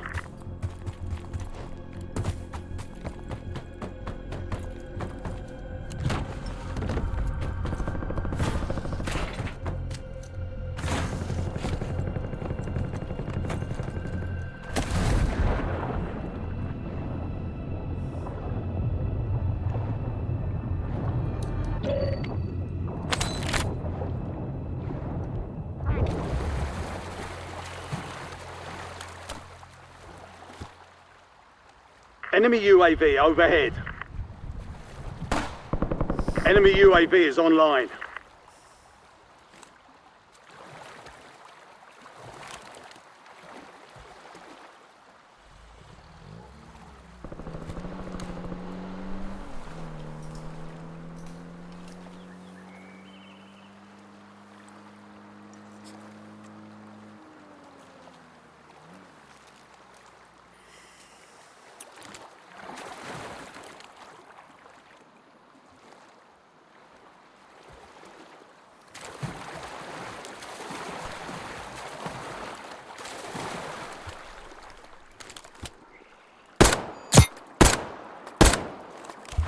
Gas is closing in. Relocating safe zone.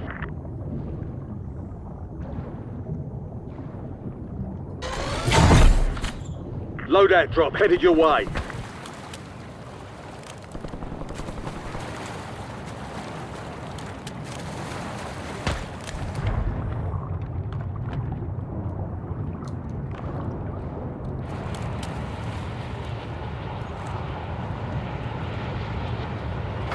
Gas is inbound.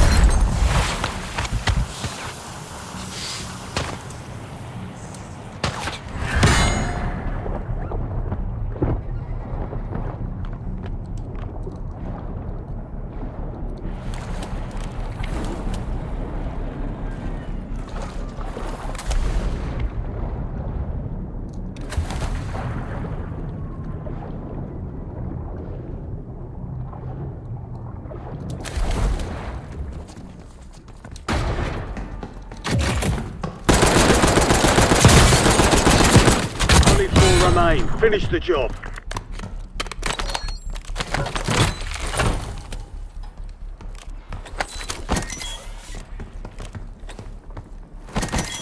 Gas is inbound. Marking new safe zone.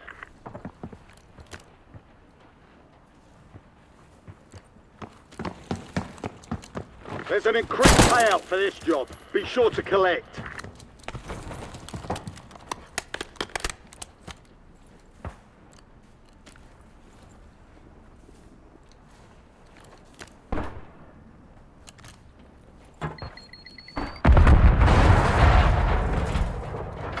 Gas is moving.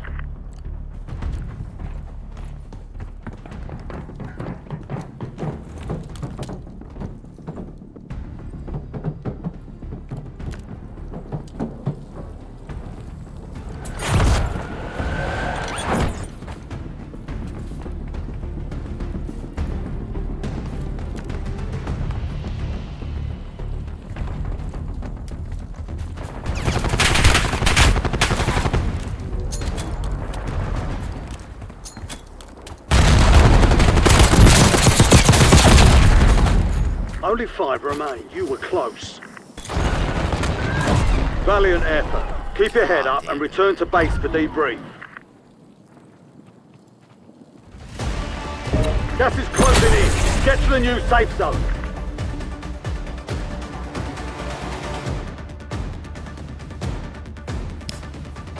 You've got gas moving in.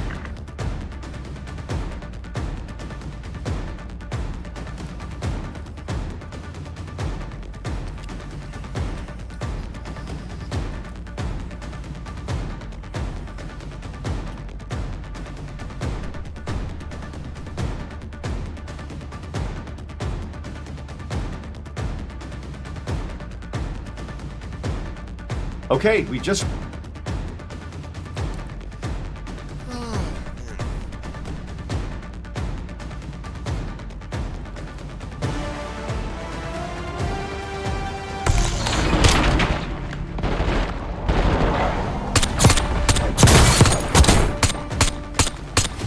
¡Lo maté! Man, I was cooking though.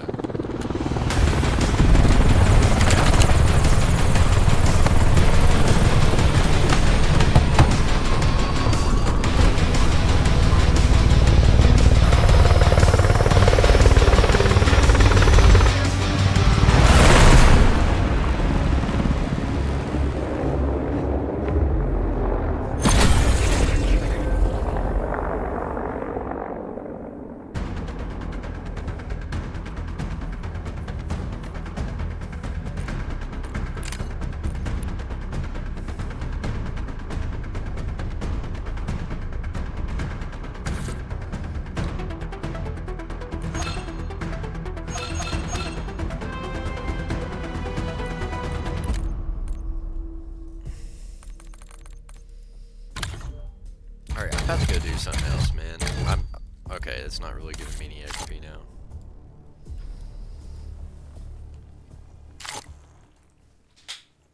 It doesn't give you like double on battle pass, which is fucking like the stupidest fucking shit.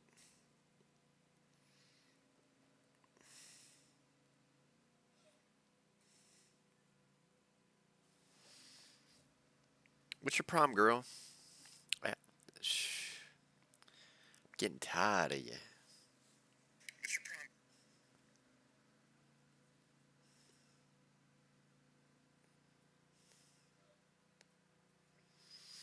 No, I need to flip some money. No, because I don't know what... Dude, no, because I need to make sure that, like, I have some shit going before January, because if I'm not making money by January, then I'm fucked. No, because I don't care about that, man, because it's like, dude, it's not a permanent job. I don't have any permanent actual fucking cash. And then trying to find a job that's going to be permanent. Like, I don't want to be in another situation where I fucking move out, have a nice job, lose the job, and then have to move back with somebody. Like, that shit's getting old real quick.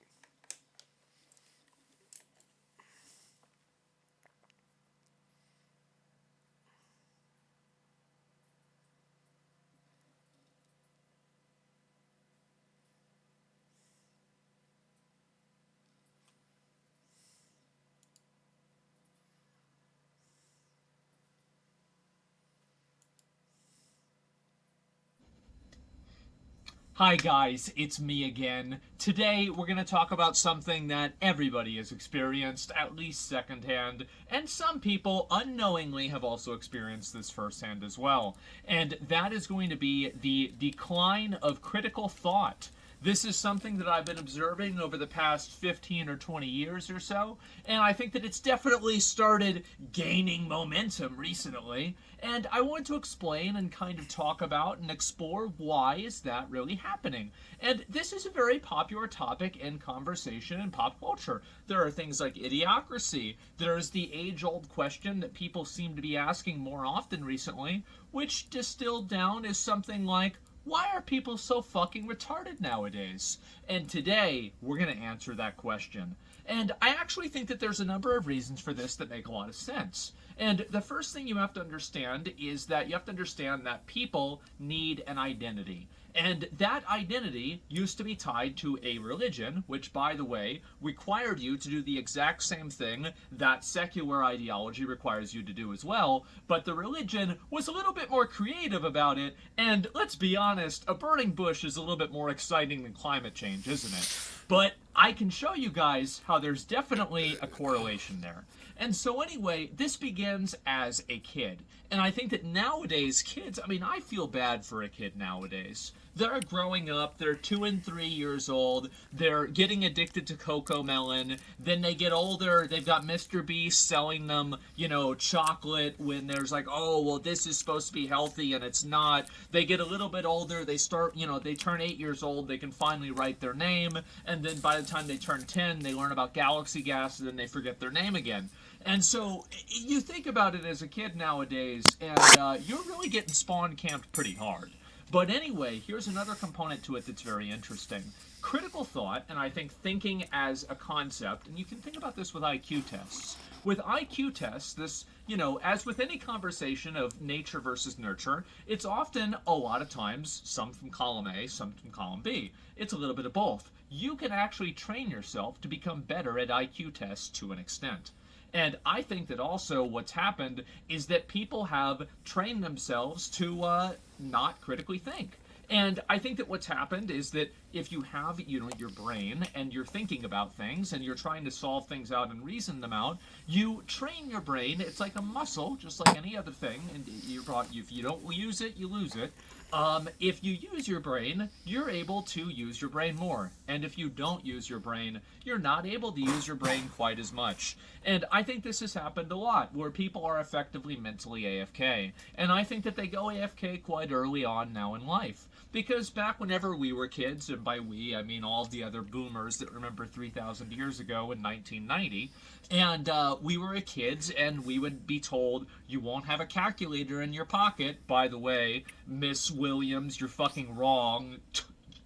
Dumb bitch. I knew that she was dumb, and I was right. But anyway, that's not the point. The point is that we all learned how to do addition. We all learned how to do multiplication. We learned how to divide fractions. And learning math is learning logic. And learning logic is learning how to critically think. And now that there are so many tools, calculators, things that you can take a picture of it and it just automatically solves the equation on your math test, there are all these tools that people have for them nowadays that effectively take different instances of critical thought that a person would have to do, and now that critical thought no longer has to occur. You no longer have to think about this yourself because the app does it for you. You have computers now, and it's weird because, you know, you're having like this weird, like, historical bell curve where boomers, actual boomers, don't know how to use a computer, and then people that are around, I'd say like 40 to like maybe 25 or so, definitely probably know how to use a computer. And what we're seeing now, this is really scary, is young people are now, again, learning how not to use computers. This is, by the way, another thing that Idiocracy predicted. And it's that there would be a bunch of, you know, like, wow, these machines, how do they work? Nobody knows. Well, anyway, nowadays, kids, because these computers are so well designed, they don't really break as often as Windows 98 used to or Windows XP used to, and you don't have to go into CMD to release and renew your IP address every single time you get a new router. It just does that for its own. It does that on its own. It does that for itself. And because of that, people never really learn how to use computers. They don't really understand how the computer works. And I think that the problem with that, and I actually, and here's what's really crazy about that, is that I bet people that are 30 years older than me, 40 years older than me, would be saying this exact same thing about us with cars. Because now, every car, you don't have to open your hood to figure out the way that it works. All you have to do is plug it into a little USB thing or a connector at AutoZone. It gives you an error code, and then you take it to the mechanic, and the mechanic fixes it based off of the error code. Much better system. However, people know a lot less about cars. And I think the same thing is happening with computers now, because computers are becoming much more defined, tighter, more enclosed systems that don't require as much critical thought to reason out problems with them, because they're just better at solving the problems themselves. Or in some cases, you just get a new computer. It's called planned obsolescence. Very cute. And so anyway, I think this is happening also with math.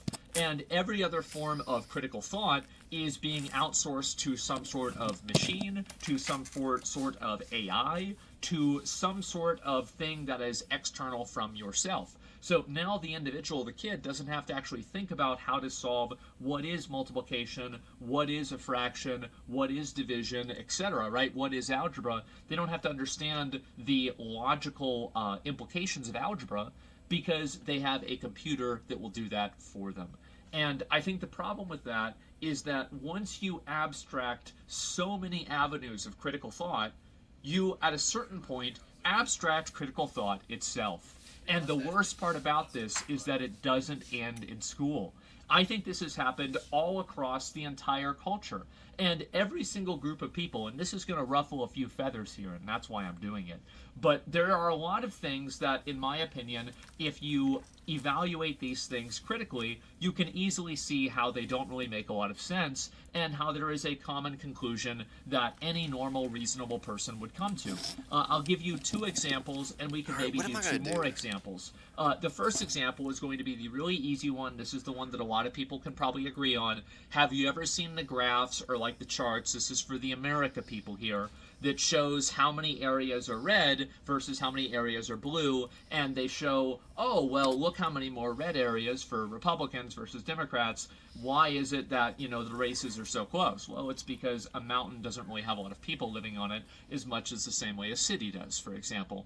And so it's basically people that are willfully misunderstanding data. But the problem here is that I think that we've had such a long time period of willful misunderstanding that people have stopped acting. And here's another one. Climate change. This is a really big one. Now, the big concept with climate change is not whether or not it's happening, it's whether people are causing it or not. Let's use a little bit of logic here. If you light a cigarette in a room, the room will smell like a cigarette. If you light a bunch of cigarettes in a house, the house will smell like cigarettes. If you have a lot of pollution in the city will have a lot of pollution in it, and it will be unsafe to breathe in. There are a lot of places, I think there's a few places like that used to be like that in China, for example.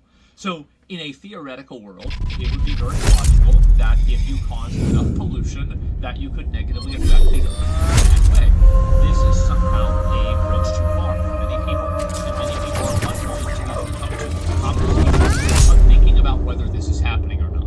And I think the reason why is because that type of critical thought is at odds with the ideology that they subscribe to.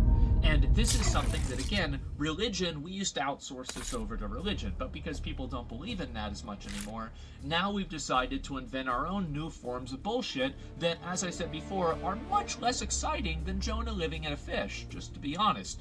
And so here's another one. Transgenders. Oh, this one's going to get people.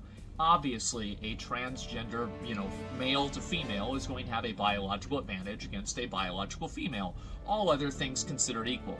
Any reasonable person knows this, and you can easily see this too, that there are very few biological females to males that then go on to compete in sports at a professional or very high level. I'm sure it's happened once or twice, but I don't think exceptions prove rules. So the point is that all of these things are extrapolations of scientific reasoning and logical reasoning that, based off of which side of a different political spectrum you're on, you are not allowed to have these opinions. You are not allowed to think for yourself.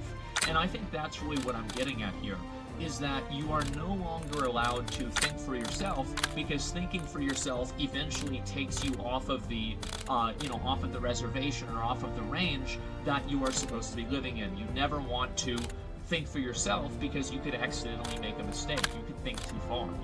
You could commit a wrong think.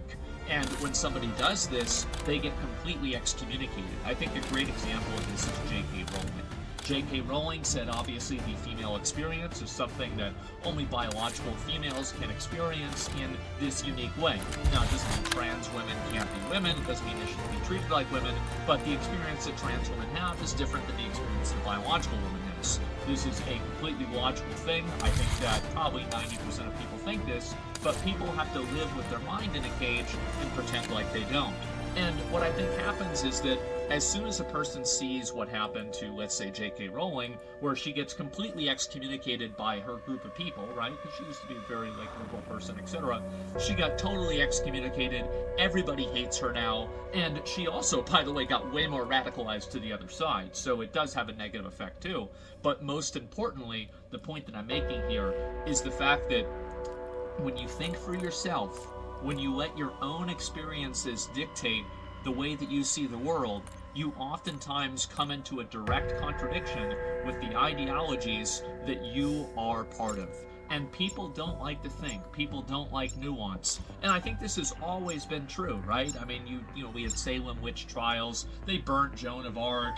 Galileo was suppressed. I mean, we've always done this. But what's interesting nowadays is that it's done for a secular reason. And it's the interesting, circumstantial application of critical thinking when it's something that you've already agreed with the conclusion. The island's central database includes prisoner locations. We spring Maya's brother Nathan, we get the hell out. Yes, but we cannot access the database without reactivating the island's computer network. Unit activated. Switch or something. Please stand by. Damn it, Peck. You never once mentioned walking stiff when we were figuring this shit out. Am I supposed to take comfort in the fact that my amp designs actually work? Part of me does.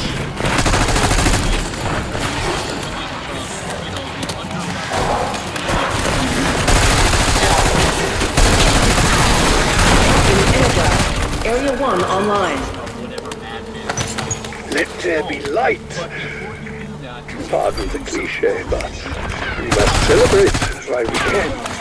Helipad's got power now. When I can get the bird off the ground, you'll be the first to know. That's your reality.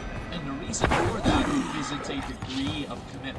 How committed to are you to this cause in order for you to fully be part of our community? And I think that now people are performing that initiation ritual at the mass. You hit me, I hit back. Performing the initiation ritual for society to see, oh, wait a minute. Strauss, any idea why a dimensional fucking breach happened right after I set your sorry asses free? I would rather not speculate beyond saying that every plan involving you tends to turn to excrement. Hey, quit bickering and find something to do besides pissing each other off. And so you have to think for you. So you're not exercising that critical thought. You don't need to troubleshoot anymore because the machine does that for you. And then you also have society that's actually double points.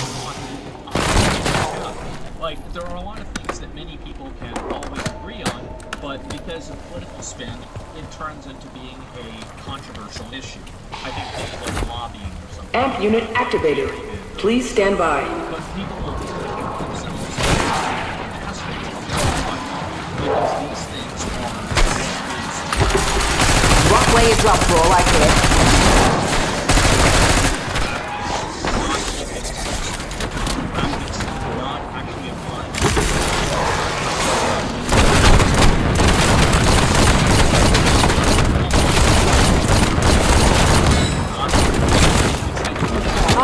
Unit energized. Area 2 online.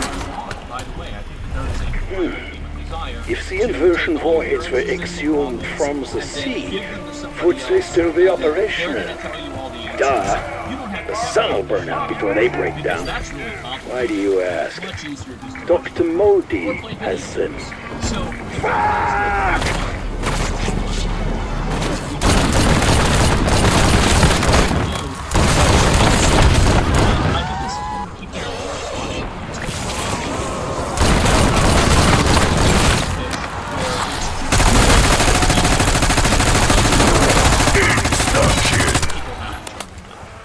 I think that again,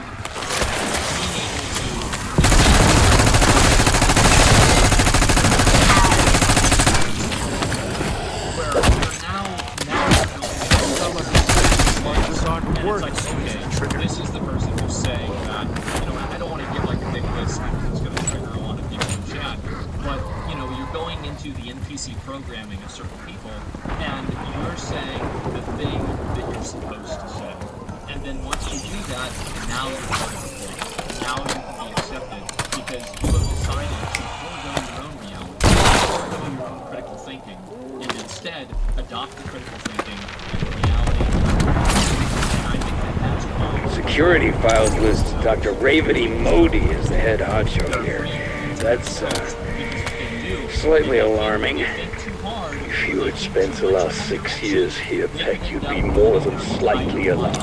And you see this happen. You see this happen. But it's just a person who is asking a question, who's trying to express their worldview, and they're completely hated by everybody. And I think that there are many such cases. I'm curious, guys in chat, has there ever been an opinion that you think is just absolute common sex? And then if you mention this opinion, Max Armor, everybody hates you for it. And I think that the more of those that we discuss and we talk about,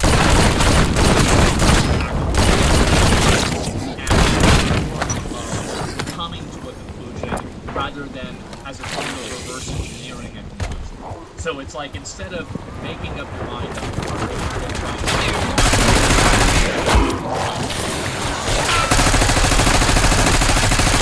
How many fucking bodies did they stack on this fucking island?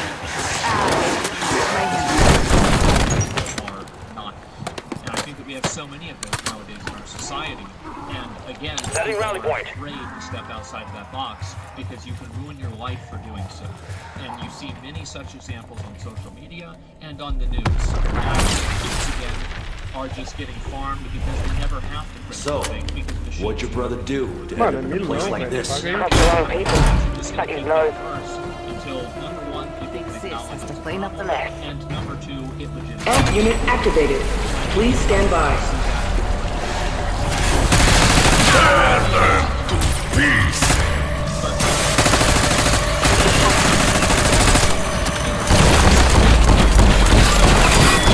Farmers told me to kill bigger pests when I was 10. Now I bought my third bike. Hold out.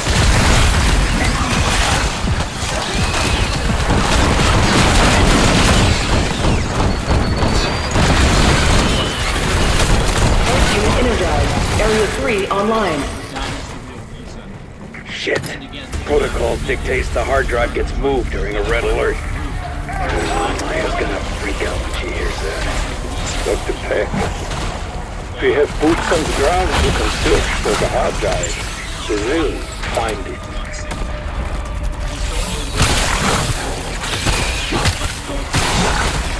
Did that flying venom sack come from Modi's lab or the dark ether? Either way, gross. Hey, Skullface, come near me and you'll get your wings clipped.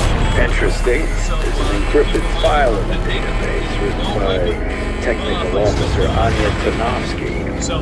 Learn things is a secret workshop that, quote, can be found if you're so inclined, though most will be refused. These fuse boxes don't pop.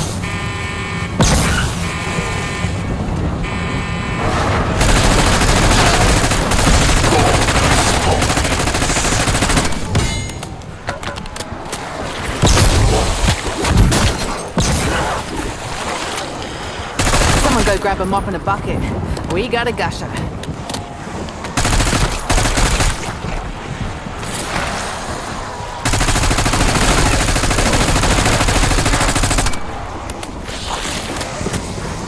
Even in such an unfortunate position, she held onto that spot.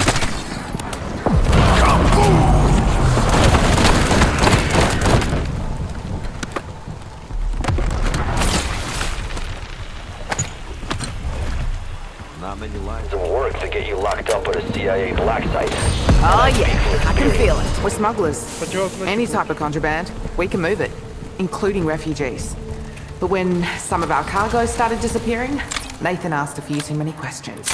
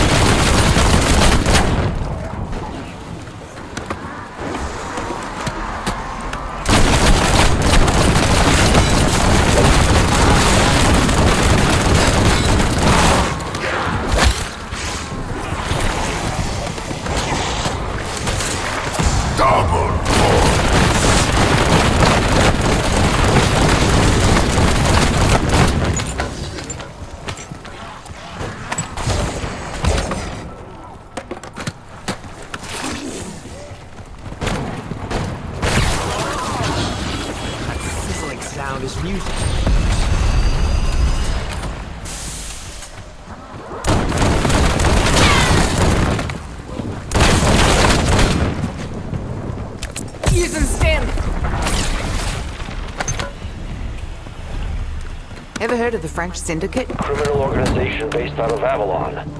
Very dangerous. Why? We handed off refugees to him. They went missing, and when Nathan asked why, he disappeared too.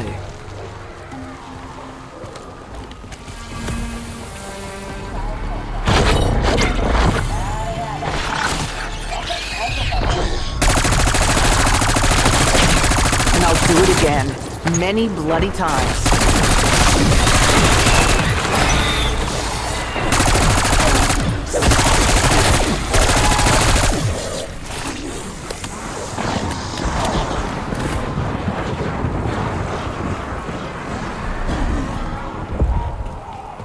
Insta-kill.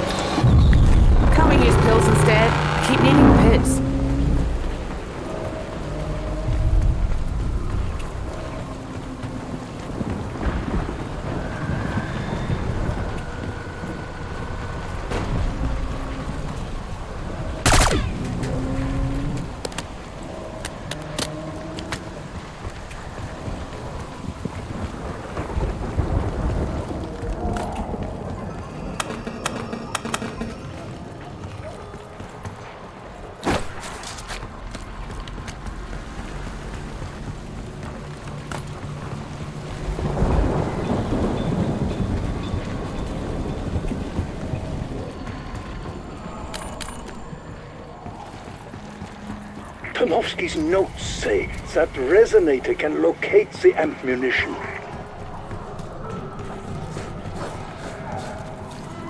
That resonator plugs into the oscillation calibrator back at Tarnowski's workshop.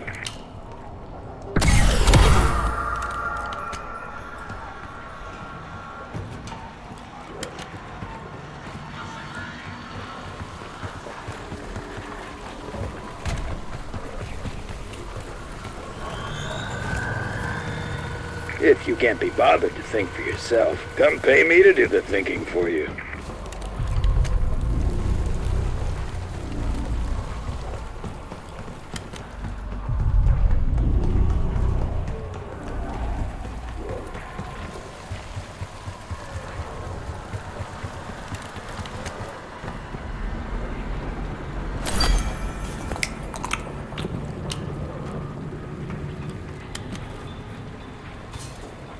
I swear this takes longer every time. The box hates me. Not that I care. Okay, I do care. That's a relief. Spotted some loot.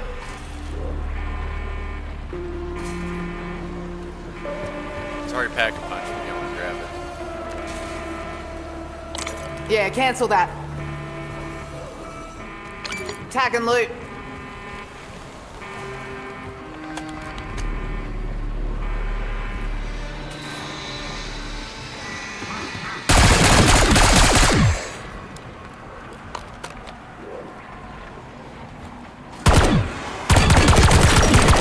Bonus points.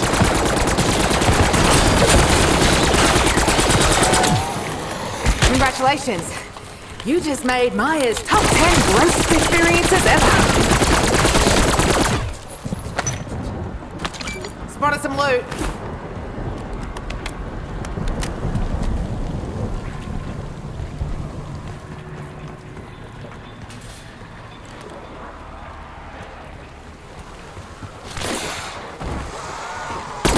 That's for Nathan.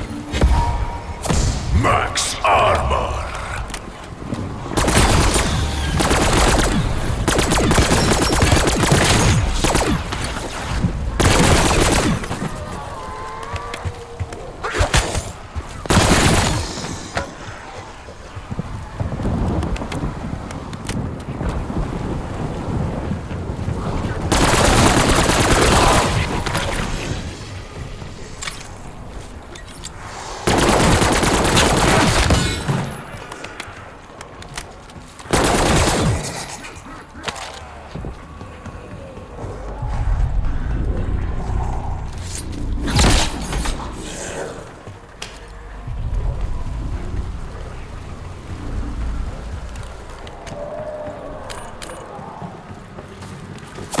Max ammo.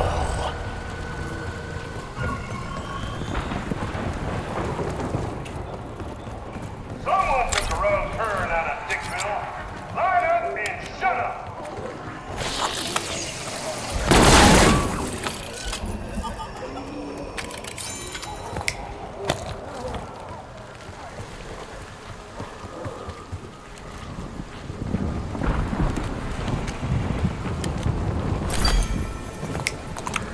This is an ABC gun. Fool me once, Nathan.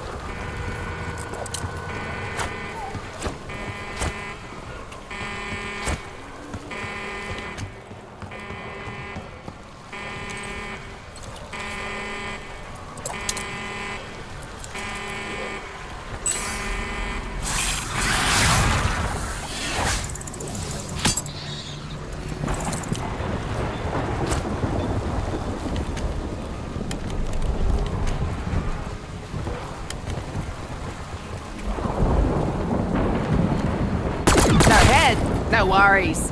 Little Aussie humour there. Your asses need a ride out of here. I got the chopper ready.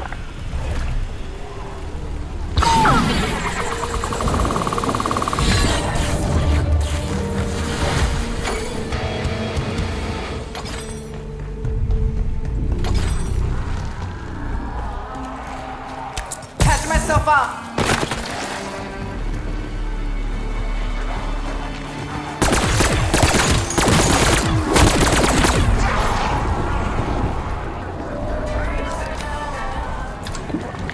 Yum! Packs the bold flavour of rancid spinach without sacrificing the wallpaper paste texture.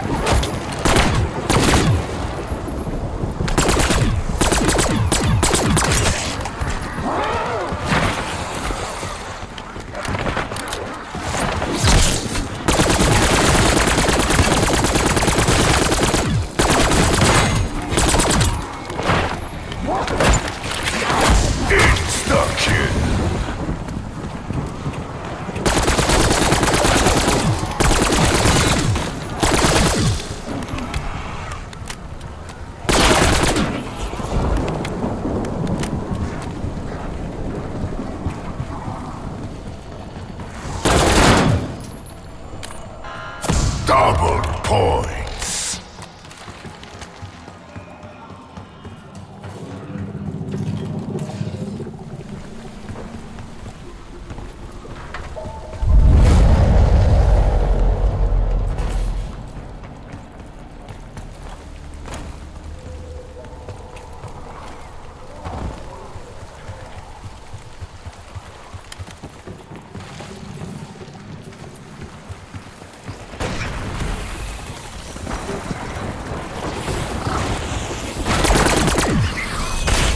Gotta delay our exfil. Too much wind shear.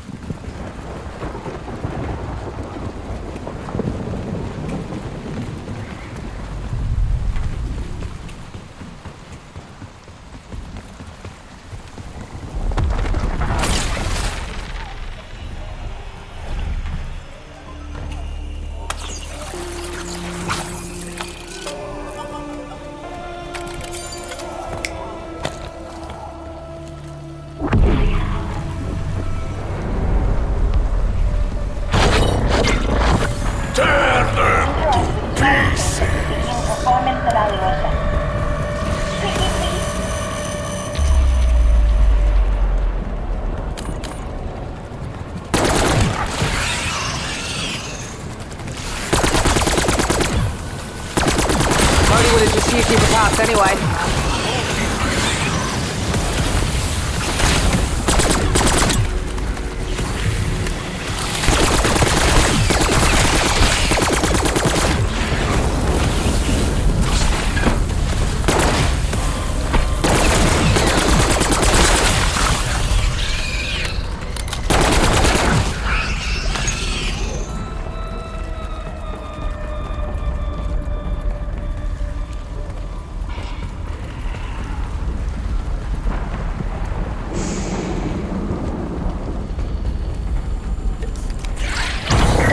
Weapons allowed I'm making the round. emotional support weapons.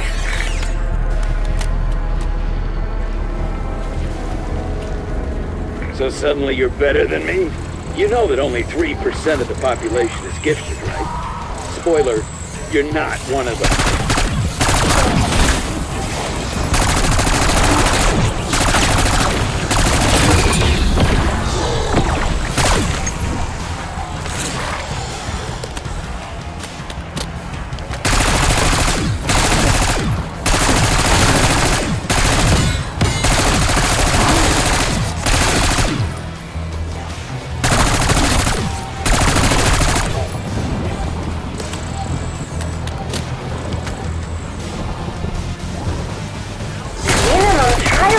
Criteria achieved.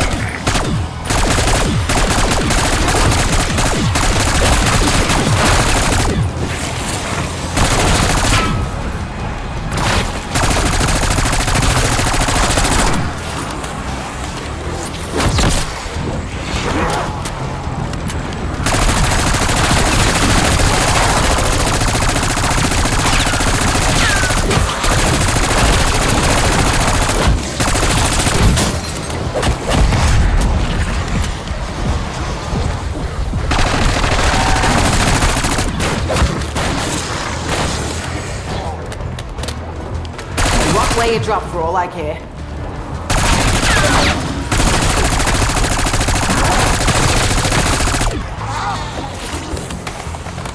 I suppose now we'll never know what you could have won. Multi-phasic resonator calibrated. Target located. Loading coordinates. About damn time. By the way, I've decrypted more Tanofsky files. Janus Global Ops developed an artificial intelligence called the Synaptic Algorithm Module. I want access. Just think of all the secrets it knows.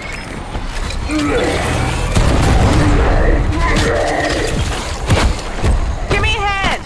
I'm more useful to your nerds on my team.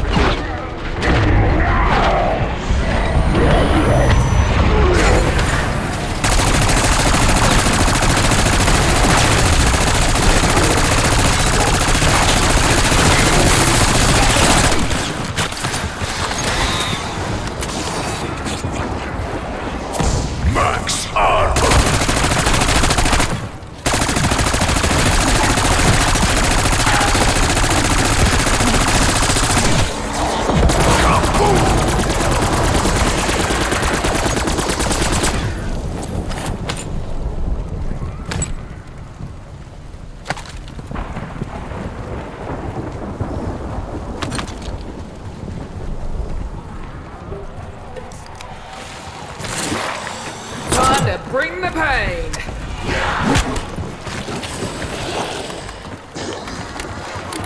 Yeah, ventilating you just never gets old.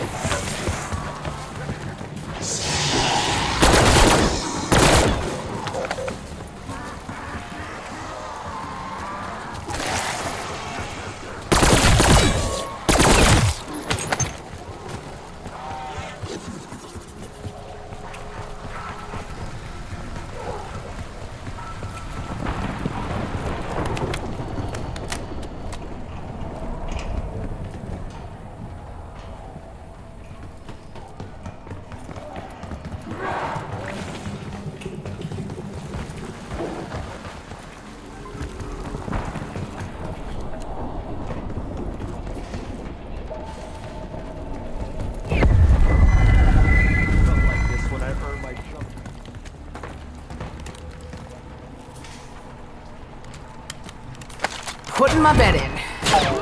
Oh, I'd sooner put my money on a three-legged horse. Rock on. Let's tag and loot.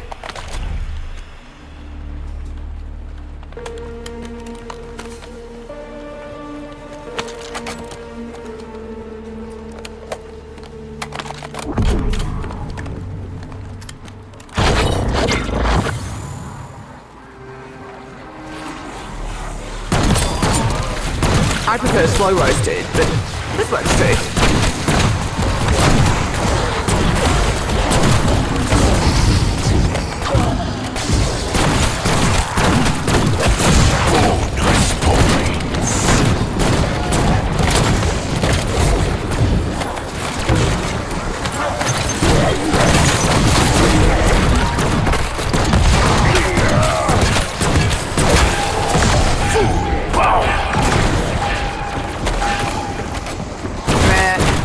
Going on up there anyway.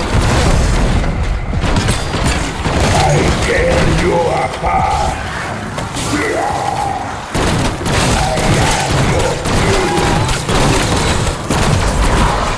Throwing frag. Double points.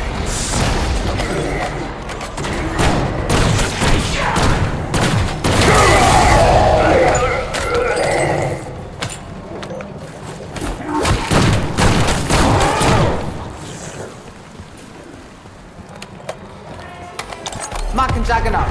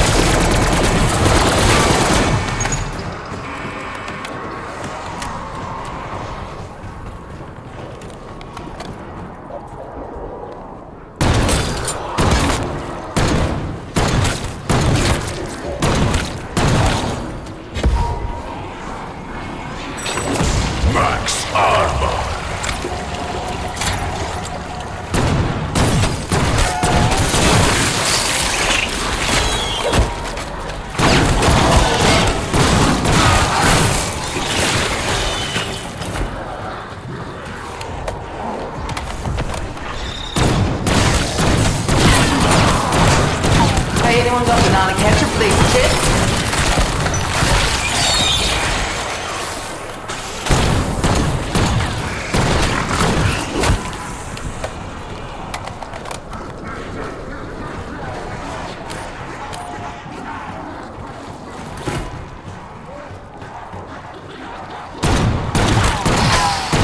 Take it from a smuggler who knows. That's a basically pineapple filled with jam.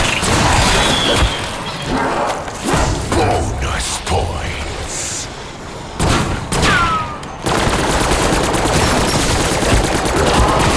You have been selected to dominate a Q zone. I will be watching. Try not to worry.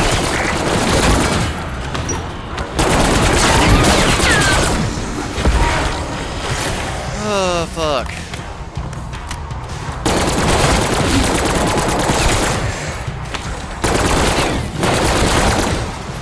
How exciting! The Evolution is currently in a plasma state. Absolutely useless, but exciting.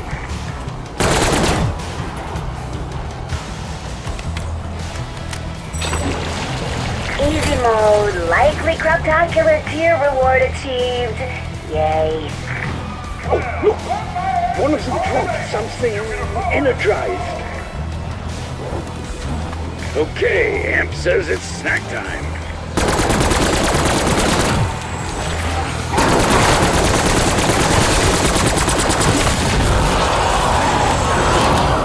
Decoy live. You are like that? activated. I know, I sure as fuck did. Not found. Medium trial reward unlocked.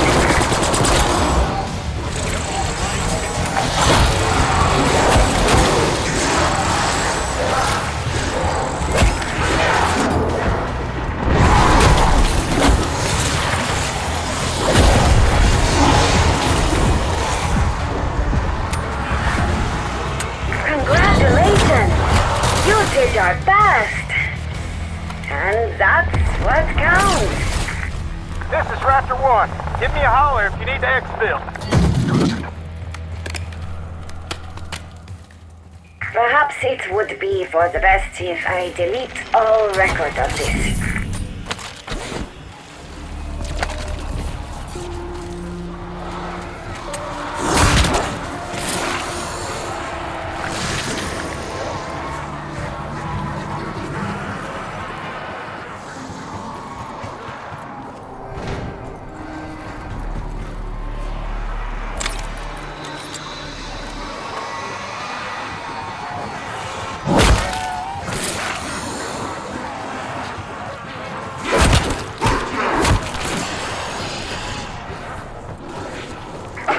It has recombined to gas phase. Progress is gratifying.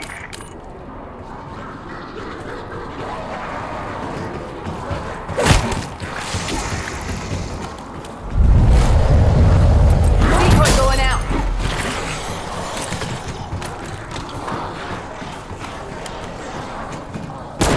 Well, that's just good, clean fun, isn't it?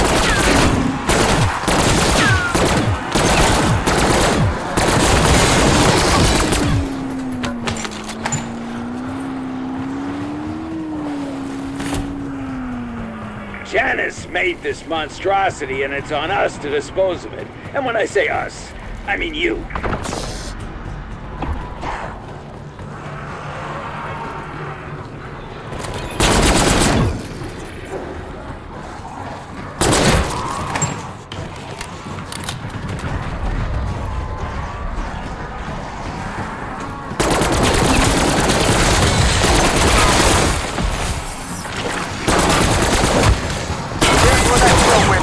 This bird's gonna take a little more fitting.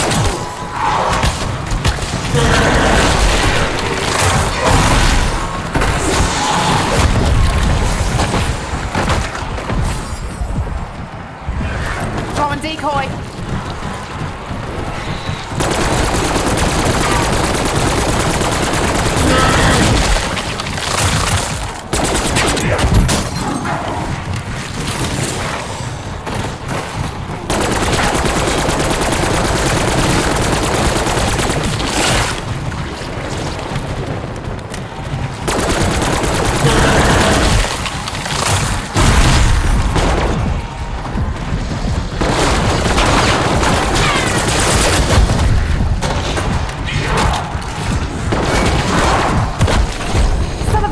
That stings!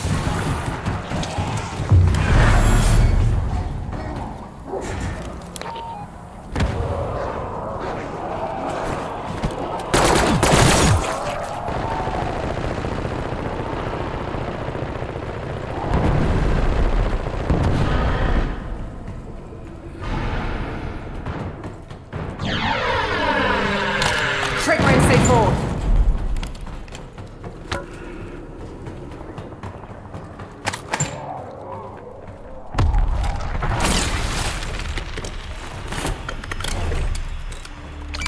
Location.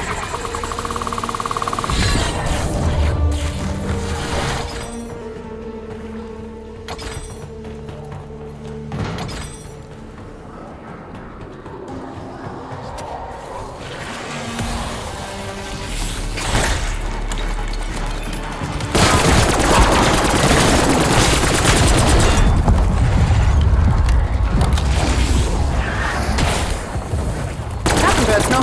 Who's standing between me and my way out?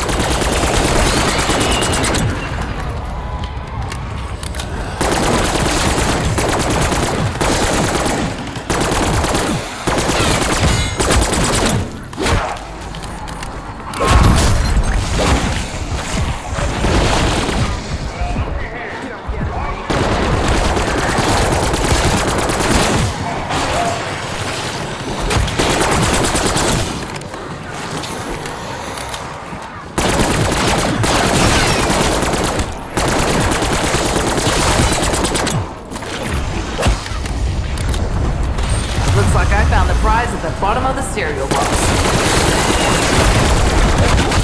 Bloody hell! Clean up on aisle 7!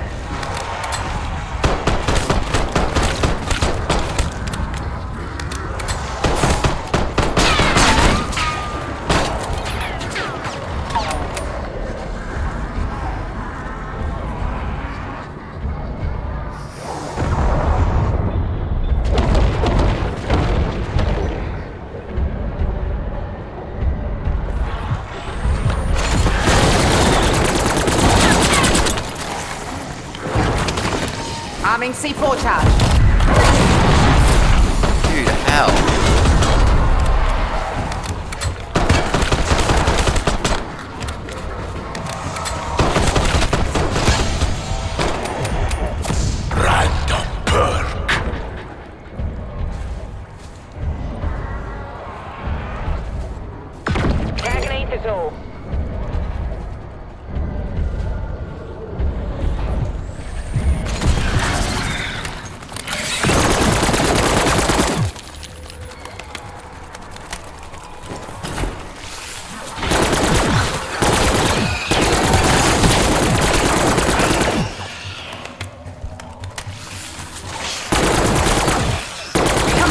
Bodies that they stash on this fucking island.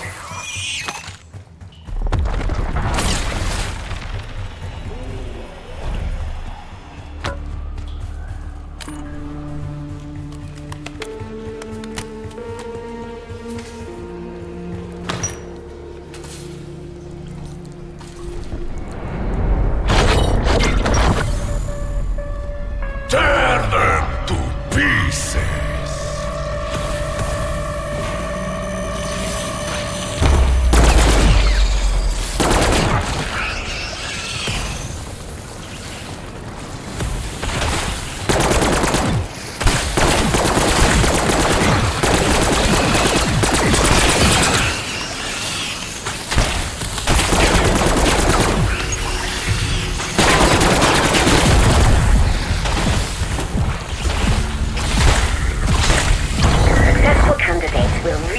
Follow trial instructions to the letter. And boy, do I feel super pedantic today.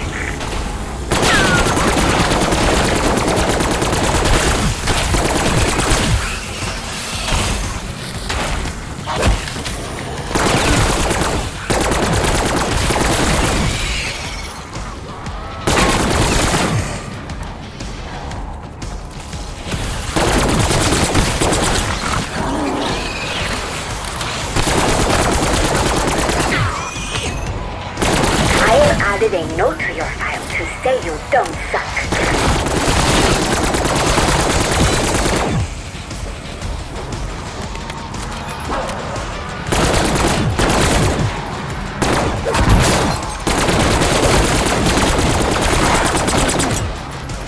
Tuck a Molotov. Upgrading trial reward. Keep it up.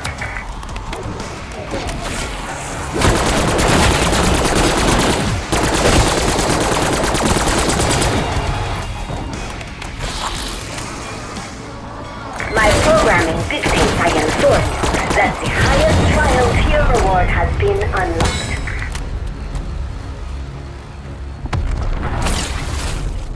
I never doubted your commitment. Other things, yes, but not your commitment. Max ammo.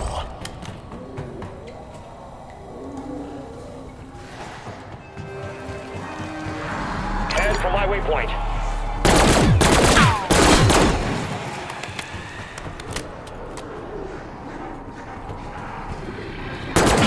Bang, motherfucker.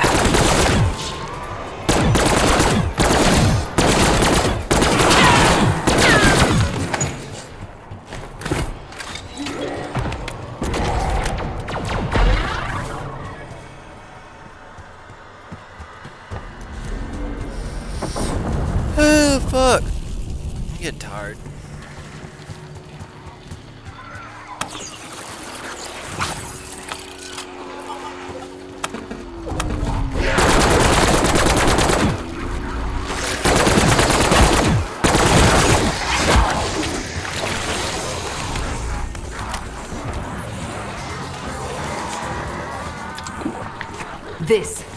This is the one that's gonna turn me purple and make me blind.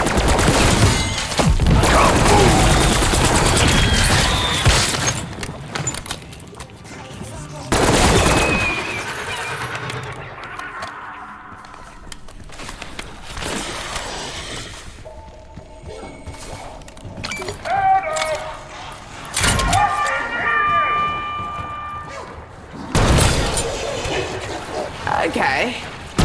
I found that a bit too satisfying.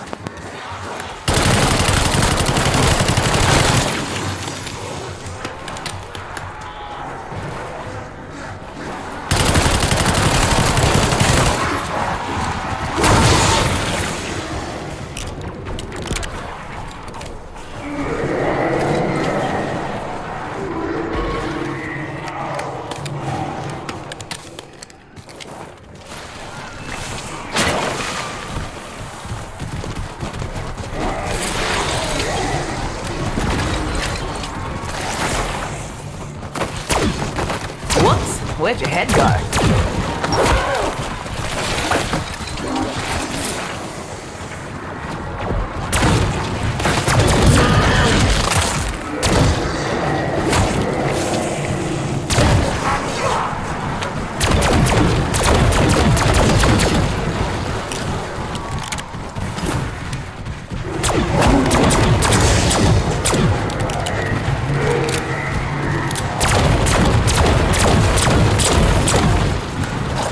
Got an energy mine. We can put up some big numbers.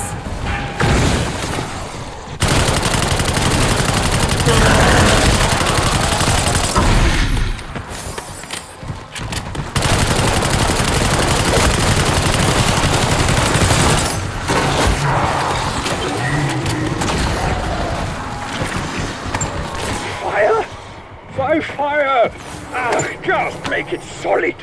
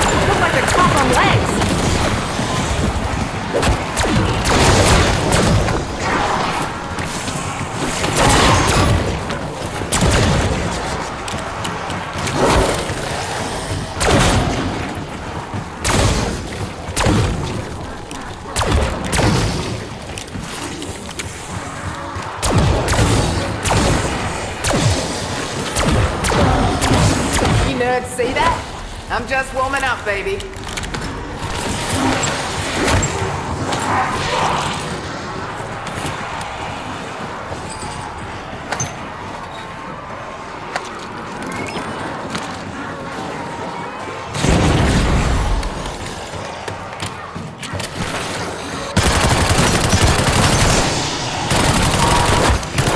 Dad would have been proud of that one.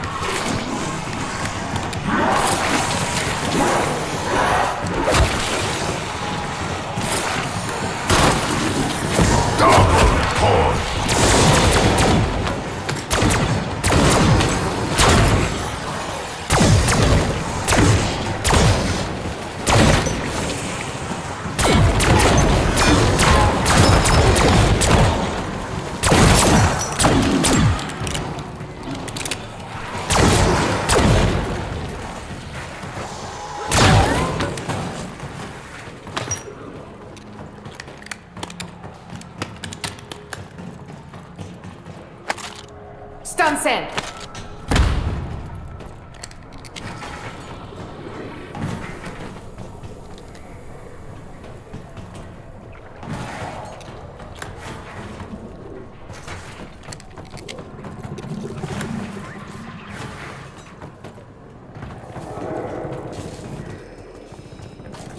Welcome to hell, Skidmark.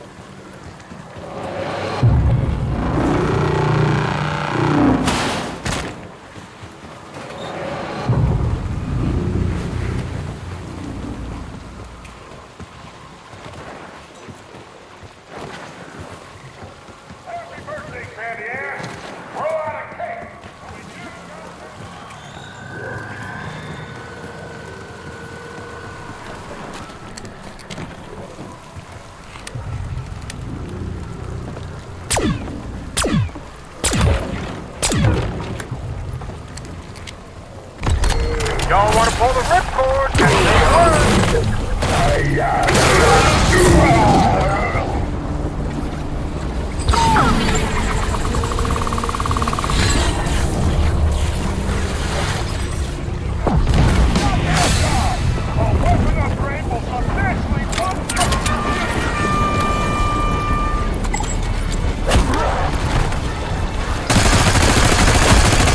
See? Can't be hungry if you don't have a head. Problem solved.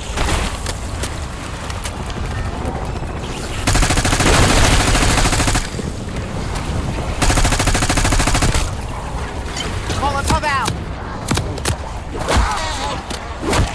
Just like old times.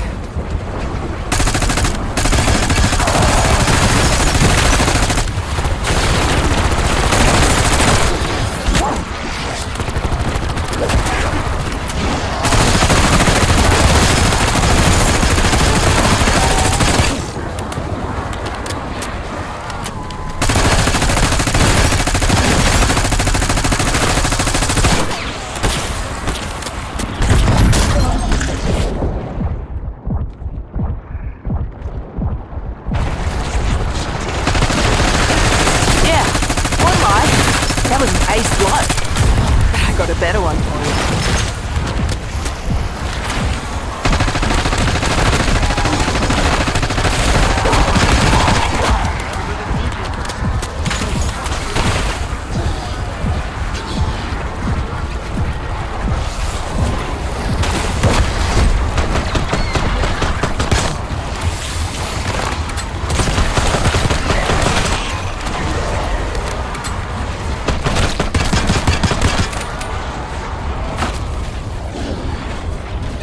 sorry. Extraction opportunity has expired. Headwind's too strong.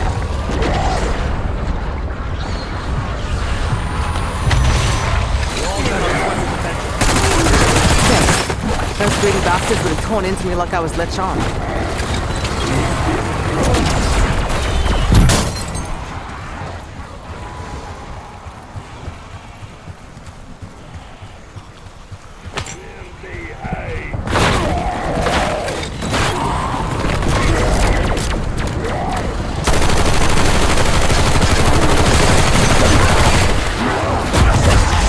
Don't leave me here like a dead cow!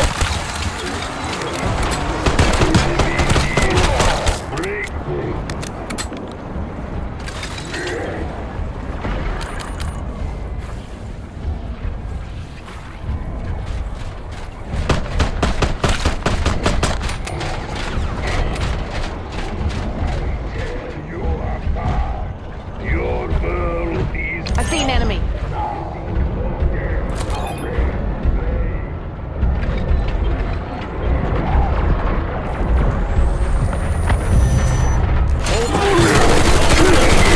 Get me off this fucking island.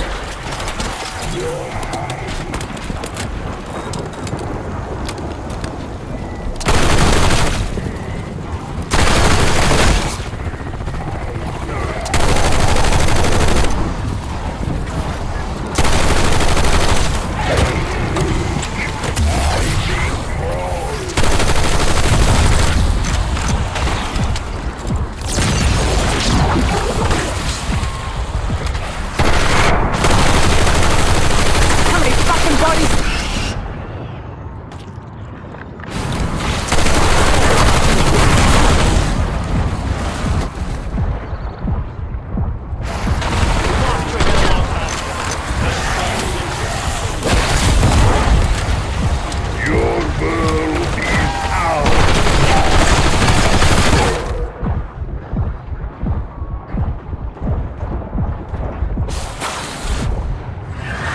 Oh, you are fucked now, shit your brains.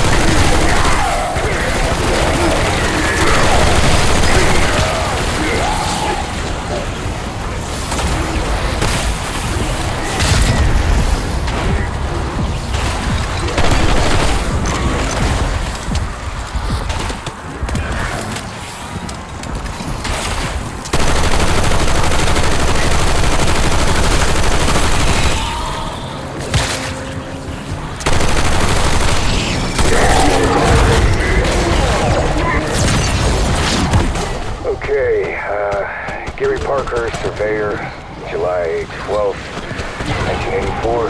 Preliminary site assessment and analysis for Terminus Island. Hard copy will be in the 1800 telex. Well, location. Far enough from heavily traveled shipping lines to manage visitors. Close enough to blend in. Ideal location. Place.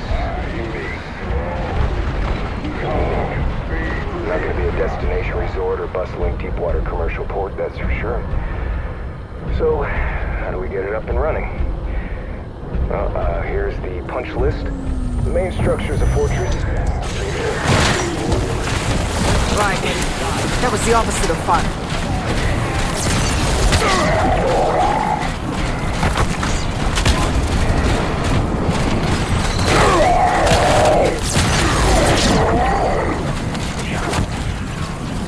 Pop and smoke.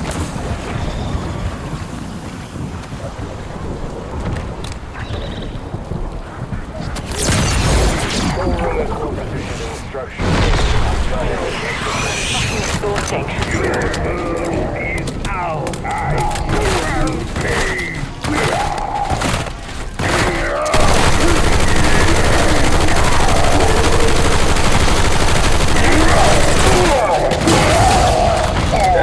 Special intelligence, Tanofsky's files mentioned might be our ticket off this island. I don't know how aware it is, but if I lay on the old peg charm with some binary sweet talk, it might just tell us what hole Richtofen crawled into.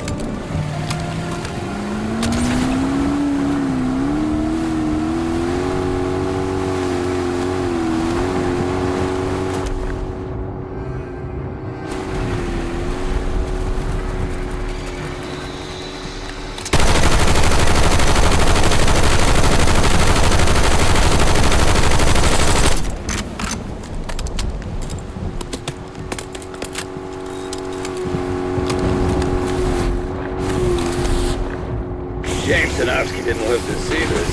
Oh well, he's dead, we're not.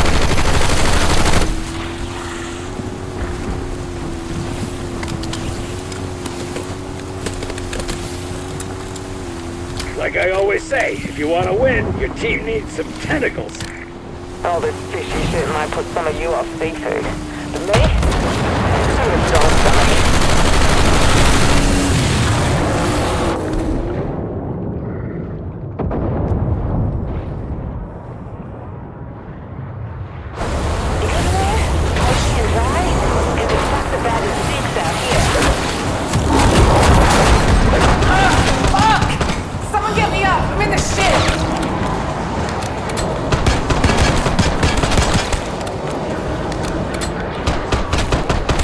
Found him. He is in a holding tank in the biolab. I'll unlock the viewport so you can talk to him. I hope Nathan had been put to work here, but this... it's not looking good.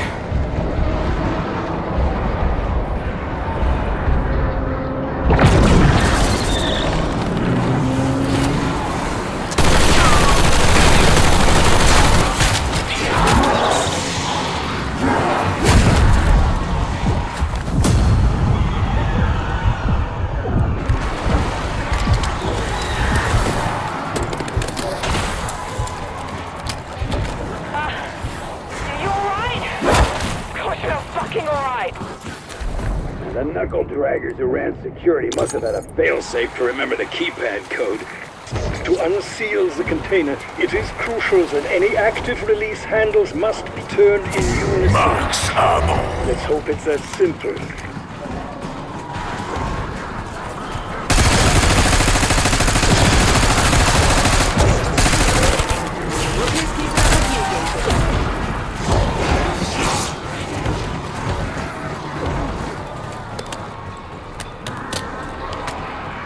Right to that spot.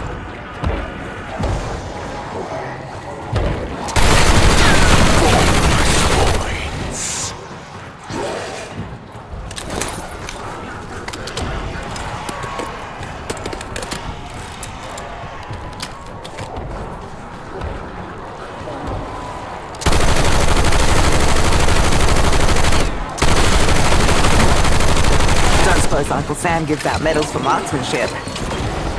Couldn't settle for a Vicky.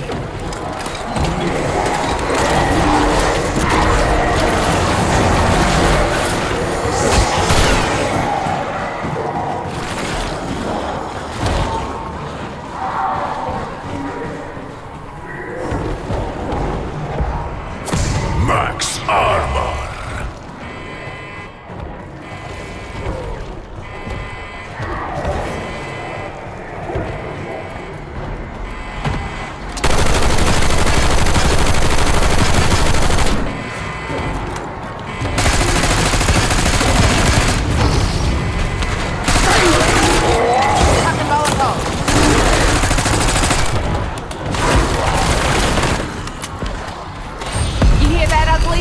That's the sound of your fuck.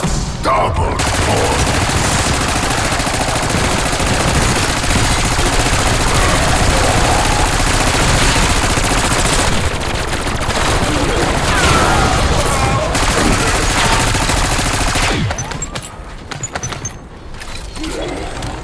There we are.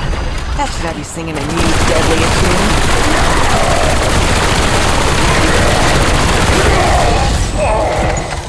Mark an undead enemy. Tag him loose. Keep the waypoint. Head to Save that one, spot. save one, save one.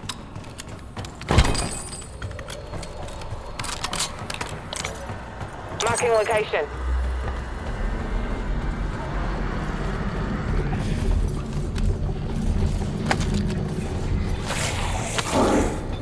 There he is, there he is. Hostile corpse. Don't shoot 86 that.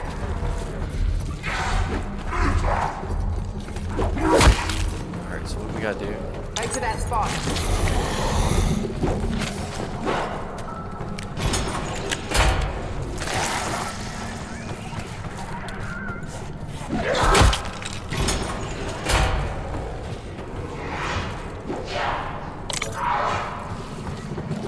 Marking location.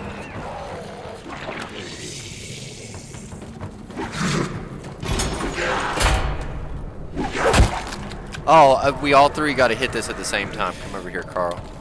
Get this zombie off us, or hit the switch with blue. I'll get the zombie. I'll get the zombie. Well, I told Maya we'd get him out.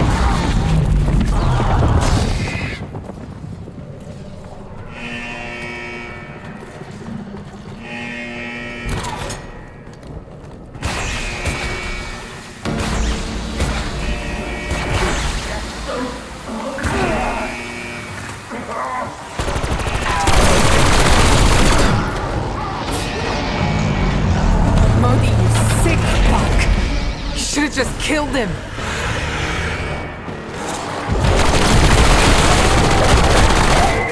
No way I can kill my own brother. Molotov lit. Catch myself up. I don't want to do this. Busting heads for fun and profit. And I can't save you.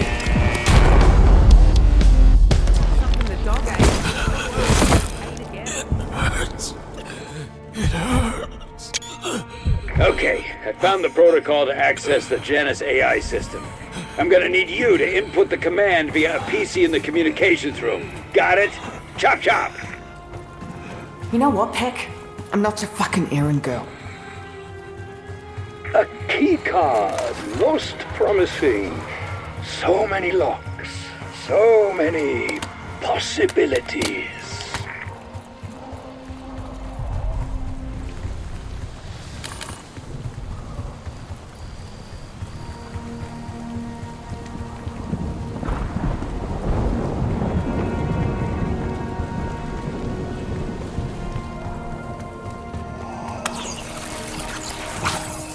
Here's your waypoint.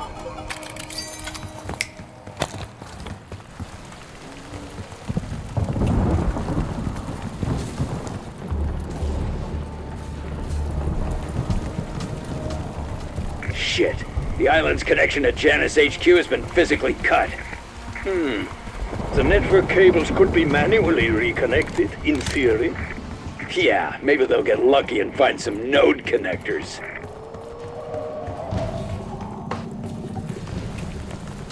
Head for my waypoint.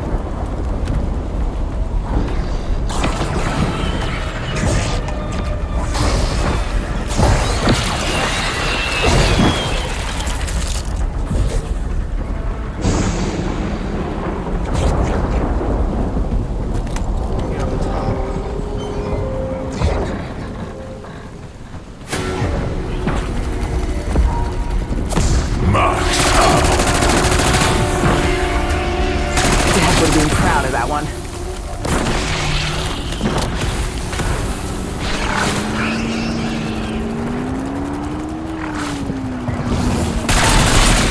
And last place in this year's ice sculpture compo goes to you.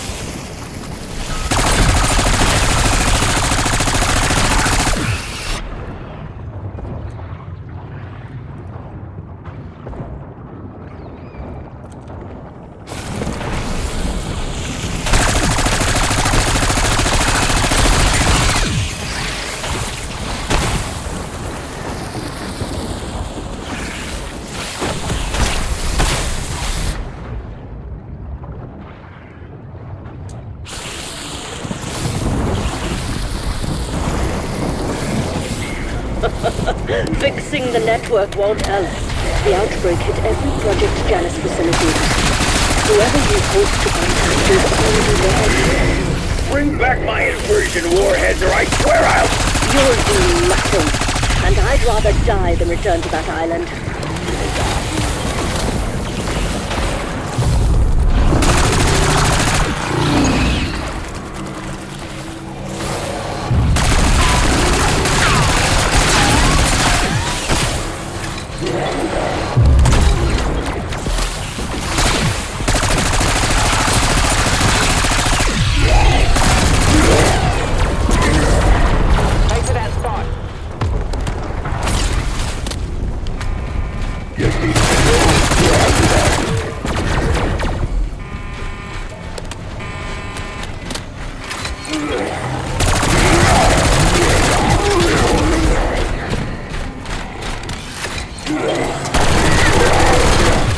This is a classified network.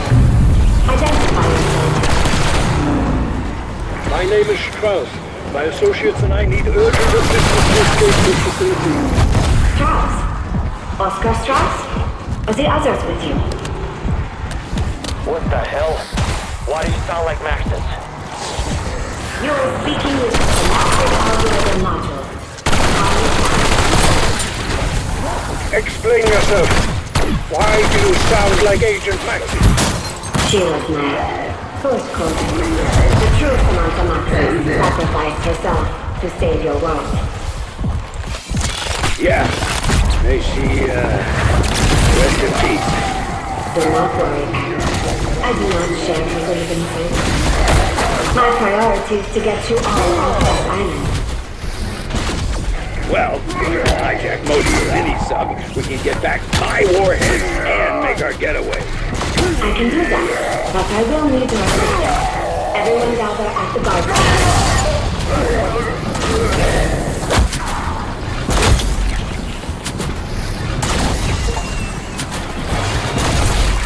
Hey, genius! You plan on grabbing this gizmo or what?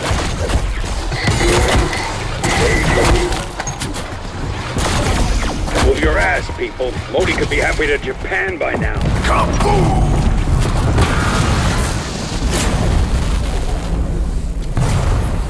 Seriously? How in the twisted fuck does that work? And why in the fuck do I keep doing it?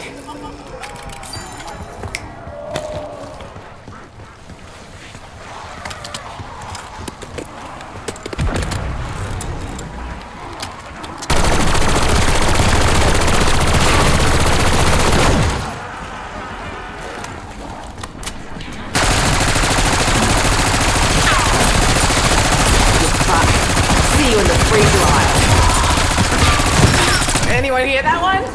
Please, tell me someone heard that. Right. Fizzy Drink says nobody's dying on my watch. Attack a Molotov!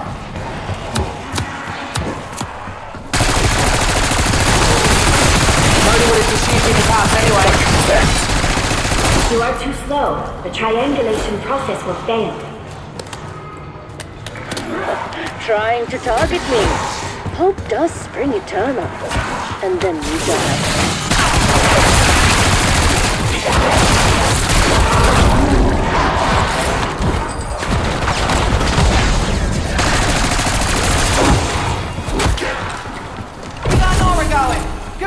knees. Mental trauma, not so much. Last thing I need is Rex Rope's mouth breather. Back it up.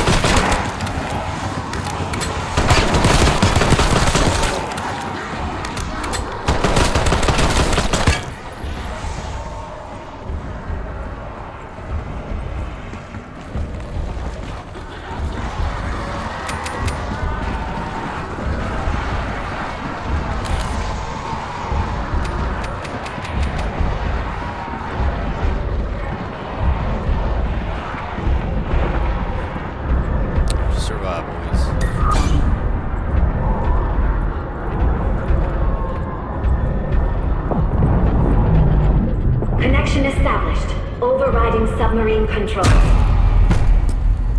Ha! In your fucking face, Modi! Damn you! Now she shuts up. So, you convinced the synaptic algorithm module to assist you. Well, I have a little remote control surprise of my own. Authorization code RM75. Activate Apocalypse Protocol. Arming self-destruct system. Commencing countdown to thermonuclear detonation. Oh dear, I'm afraid the entire island will soon be vaporized. Sam, can you deactivate the detonators? No, and you don't have time to reach minimum safe distance.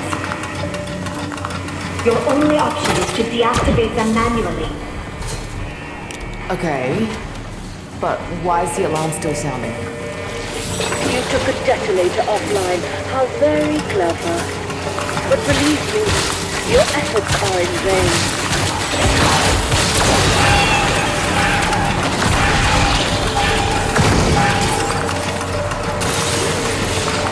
Stick it to Modi. Your courage in the face of futility is admirable. Oh, really? Or is it just desperation?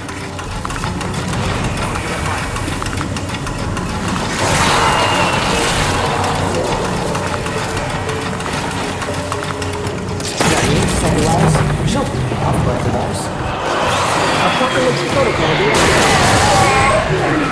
Oh, shit. You actually did it. I am directing Dr. Modi's submarine to the docking area. Splendid. The door to the docks is on the lower floor of the biolab. Roll out the welcome wagon. Just don't damage my warheads.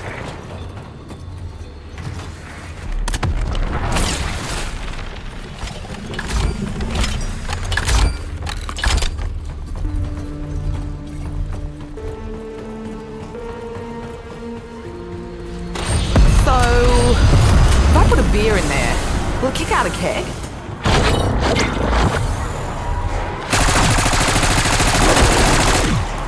Molotov lit!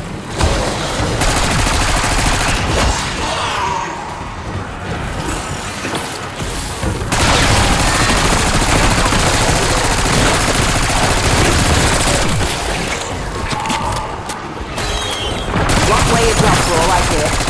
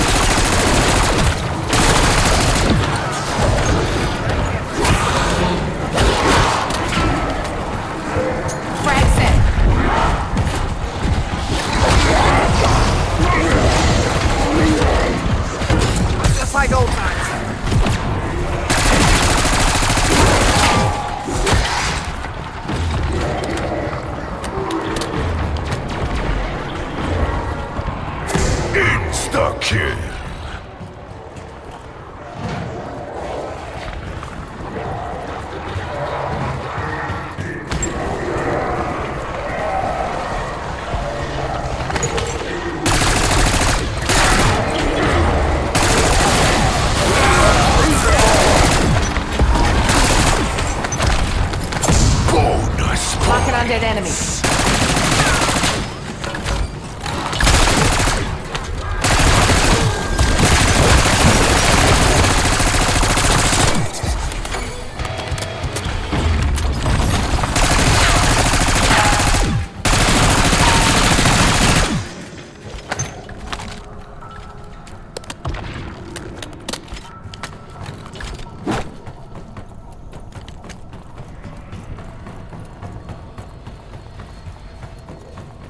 Damming up machine marked.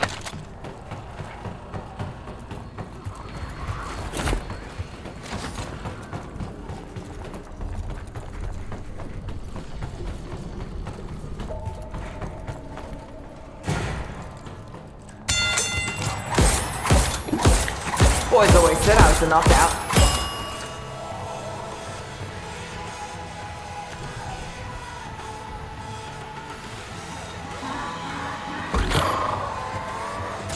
Have a nice trip.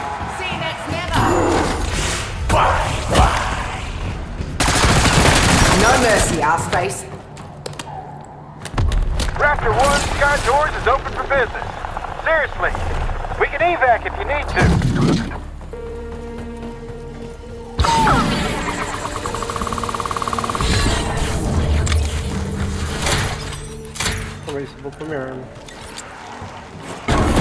F8. What the hell are we doing?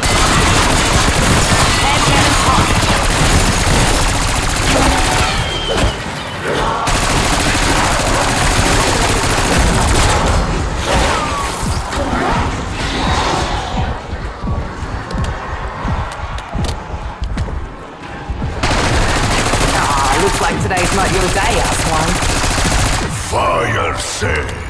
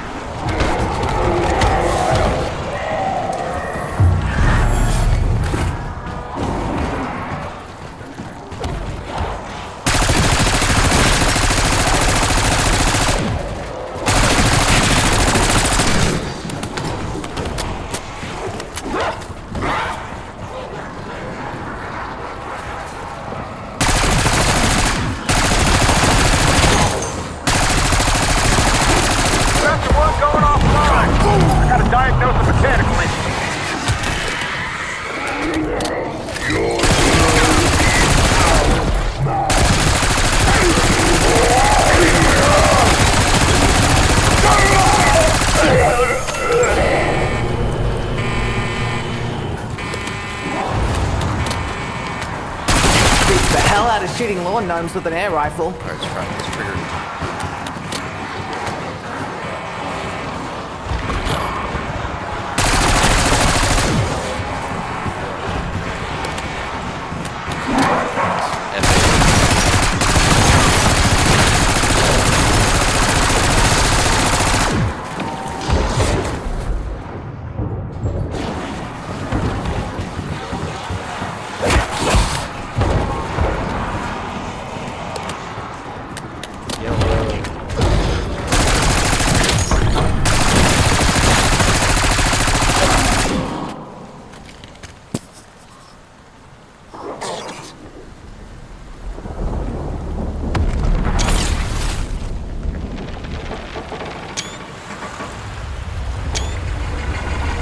Welcome back, Dr. Modi. We'll be taking that submarine now. Beck! You're an idiot!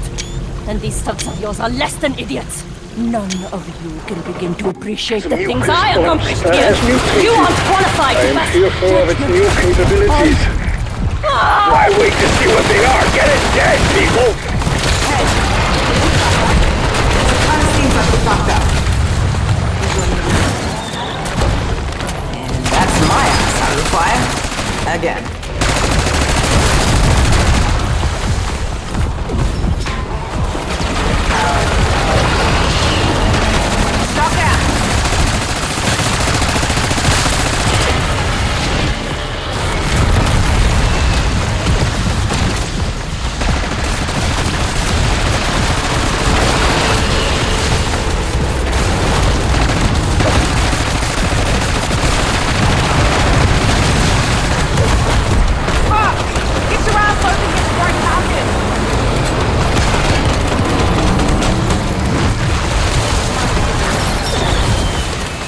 was close.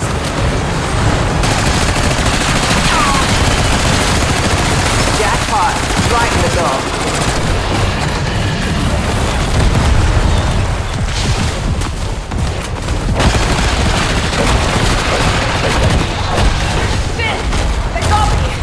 If I die, I swear I will fucking own you.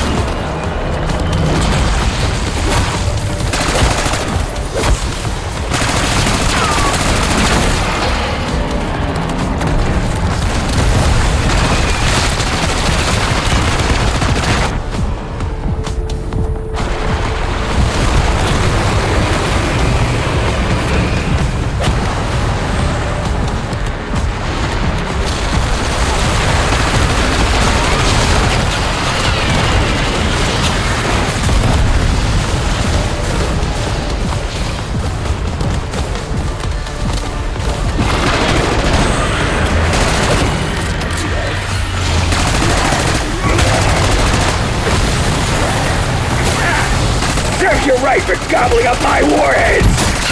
I would not celebrate just yet. No shit, Strauss. We've got a ways to go.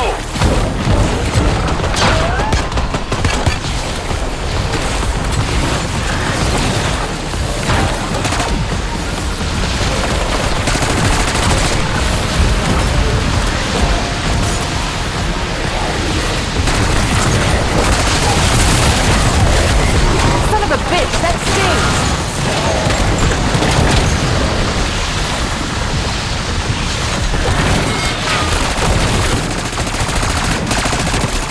Mom always told me to stop picking up scabs.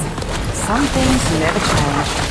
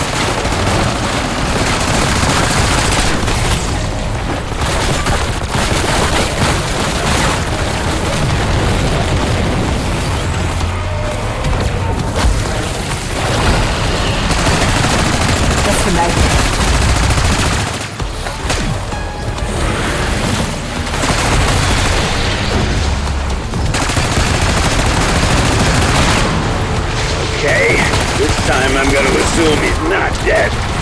Probably mutating into something significantly worse. Yada yada yada, you do sound like my fucking grandparents.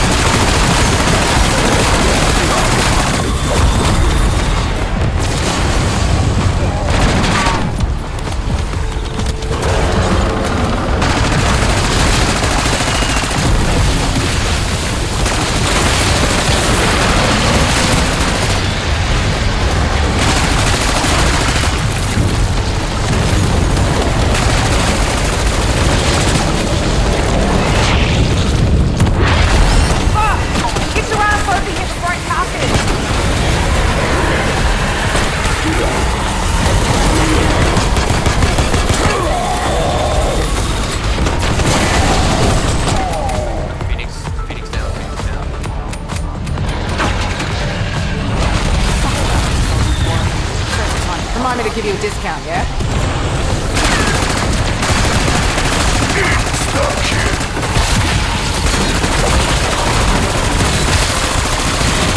No mercy, ass face.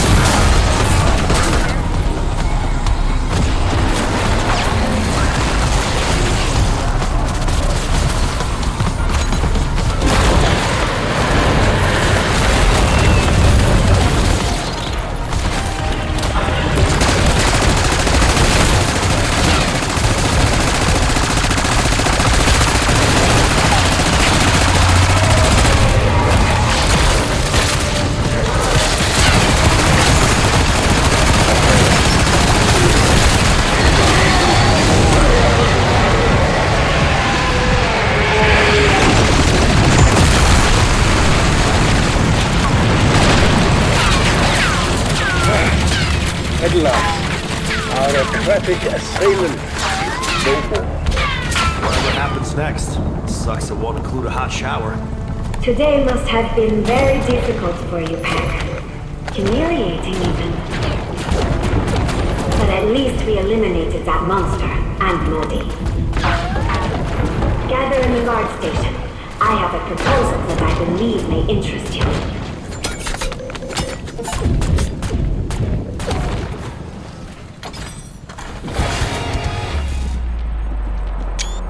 Okay, Sam.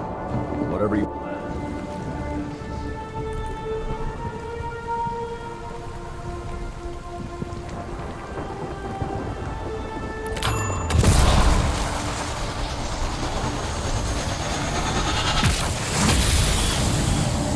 Bonus point.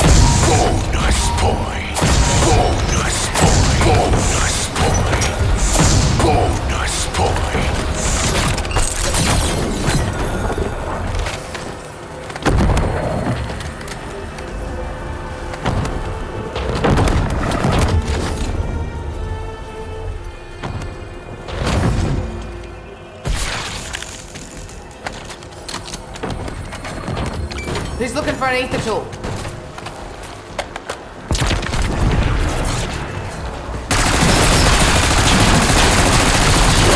Why haven't we been doing this the whole time?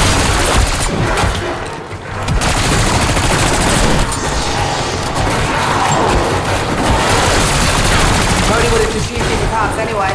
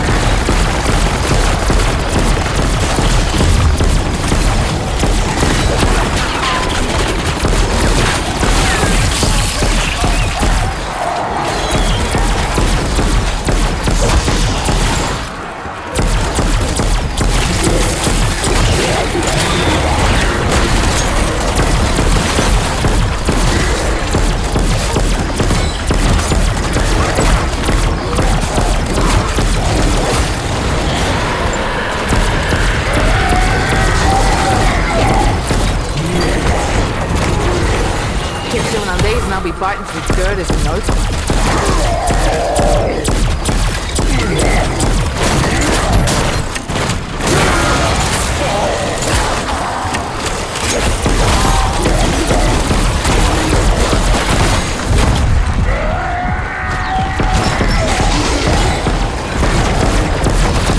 Bang, motherfucker.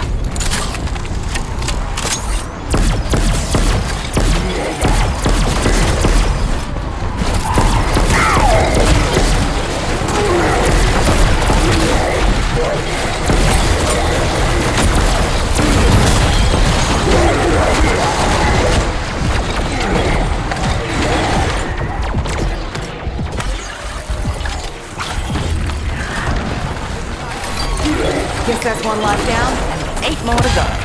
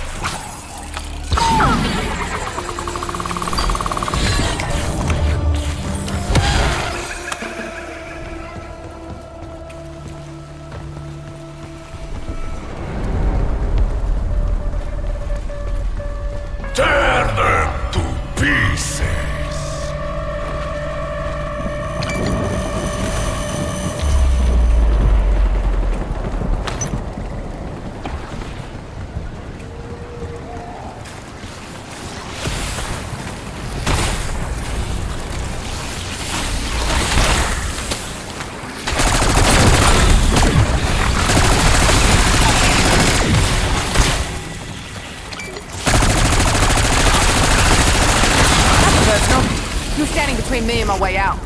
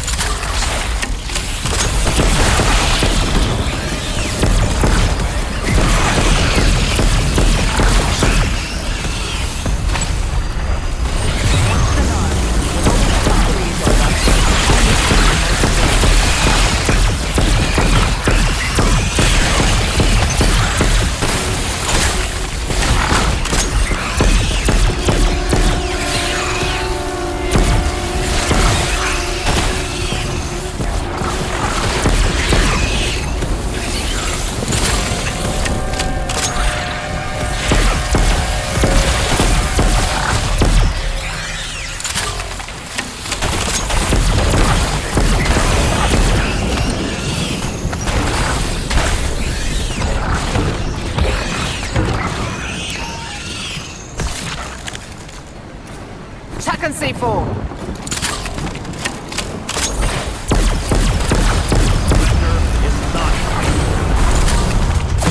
Max ammo.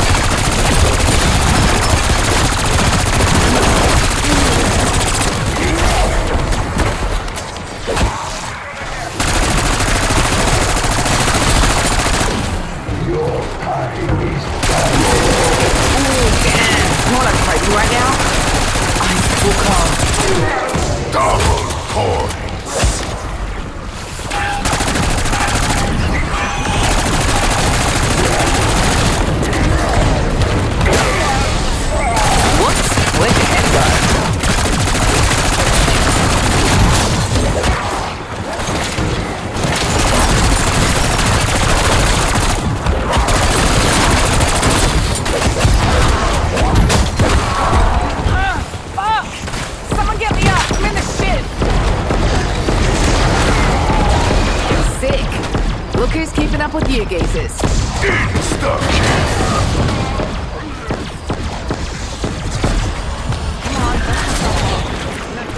You're like a one-man fire brigade. So getting stuck up trees, too.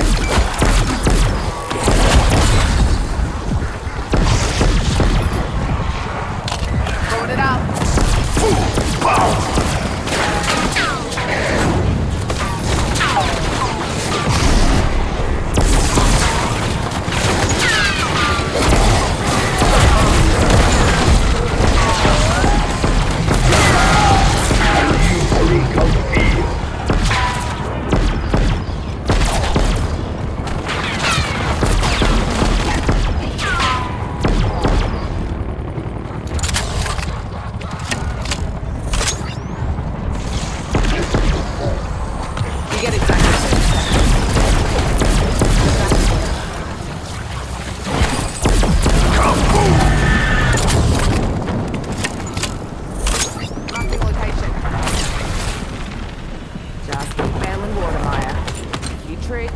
Ridden water.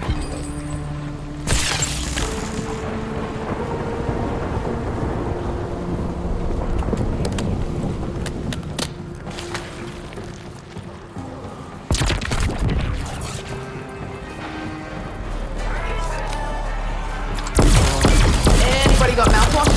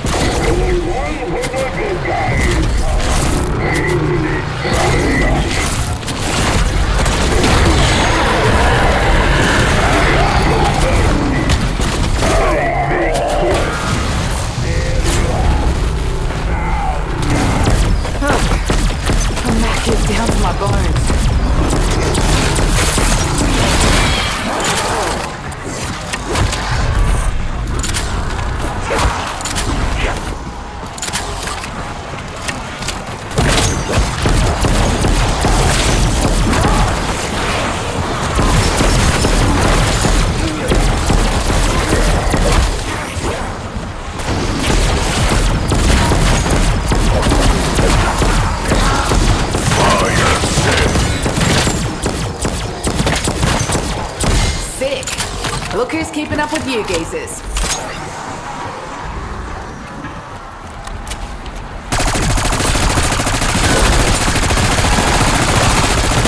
Keep this handy when the aircon's on the fritz.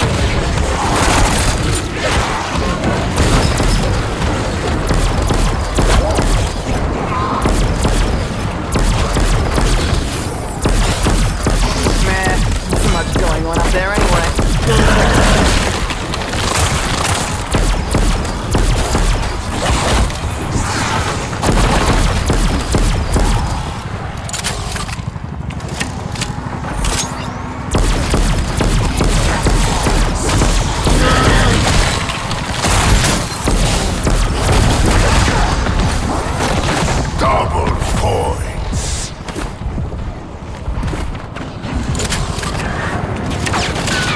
I wish it was that easy. And believe me, you ain't.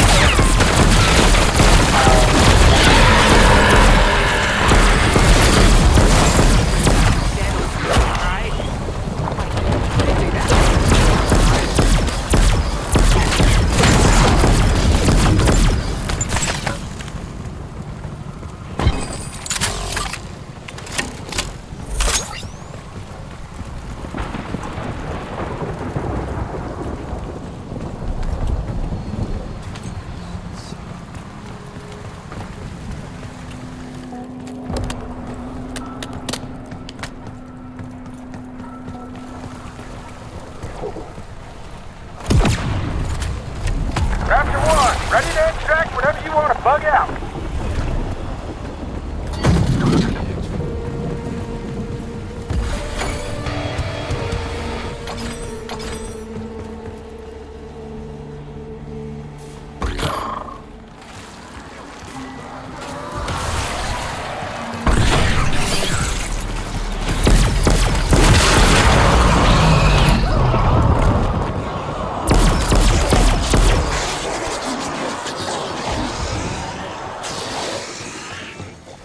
Bring the bird, Raptor 1.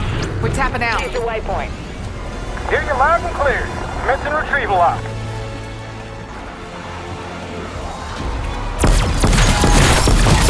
That's for Nathan.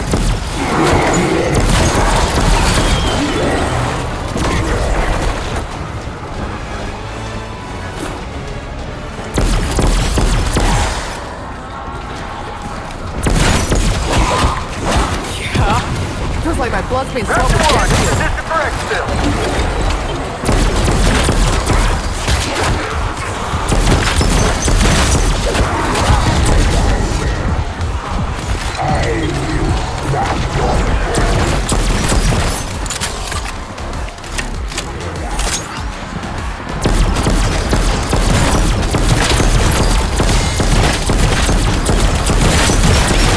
That's what you get for splattering your slop all over my good boots.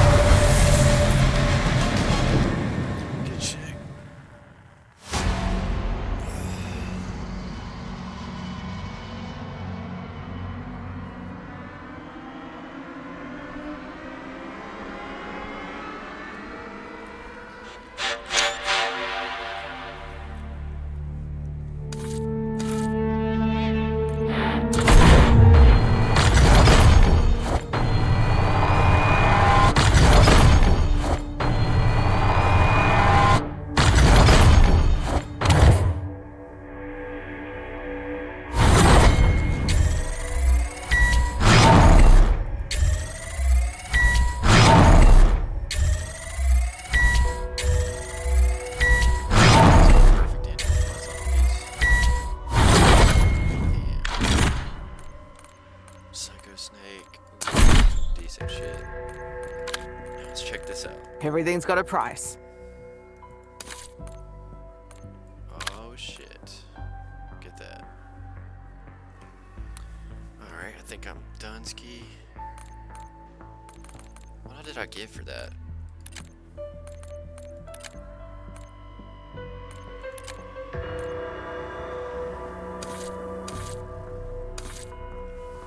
Alright, that looks good to me though. Hell yeah.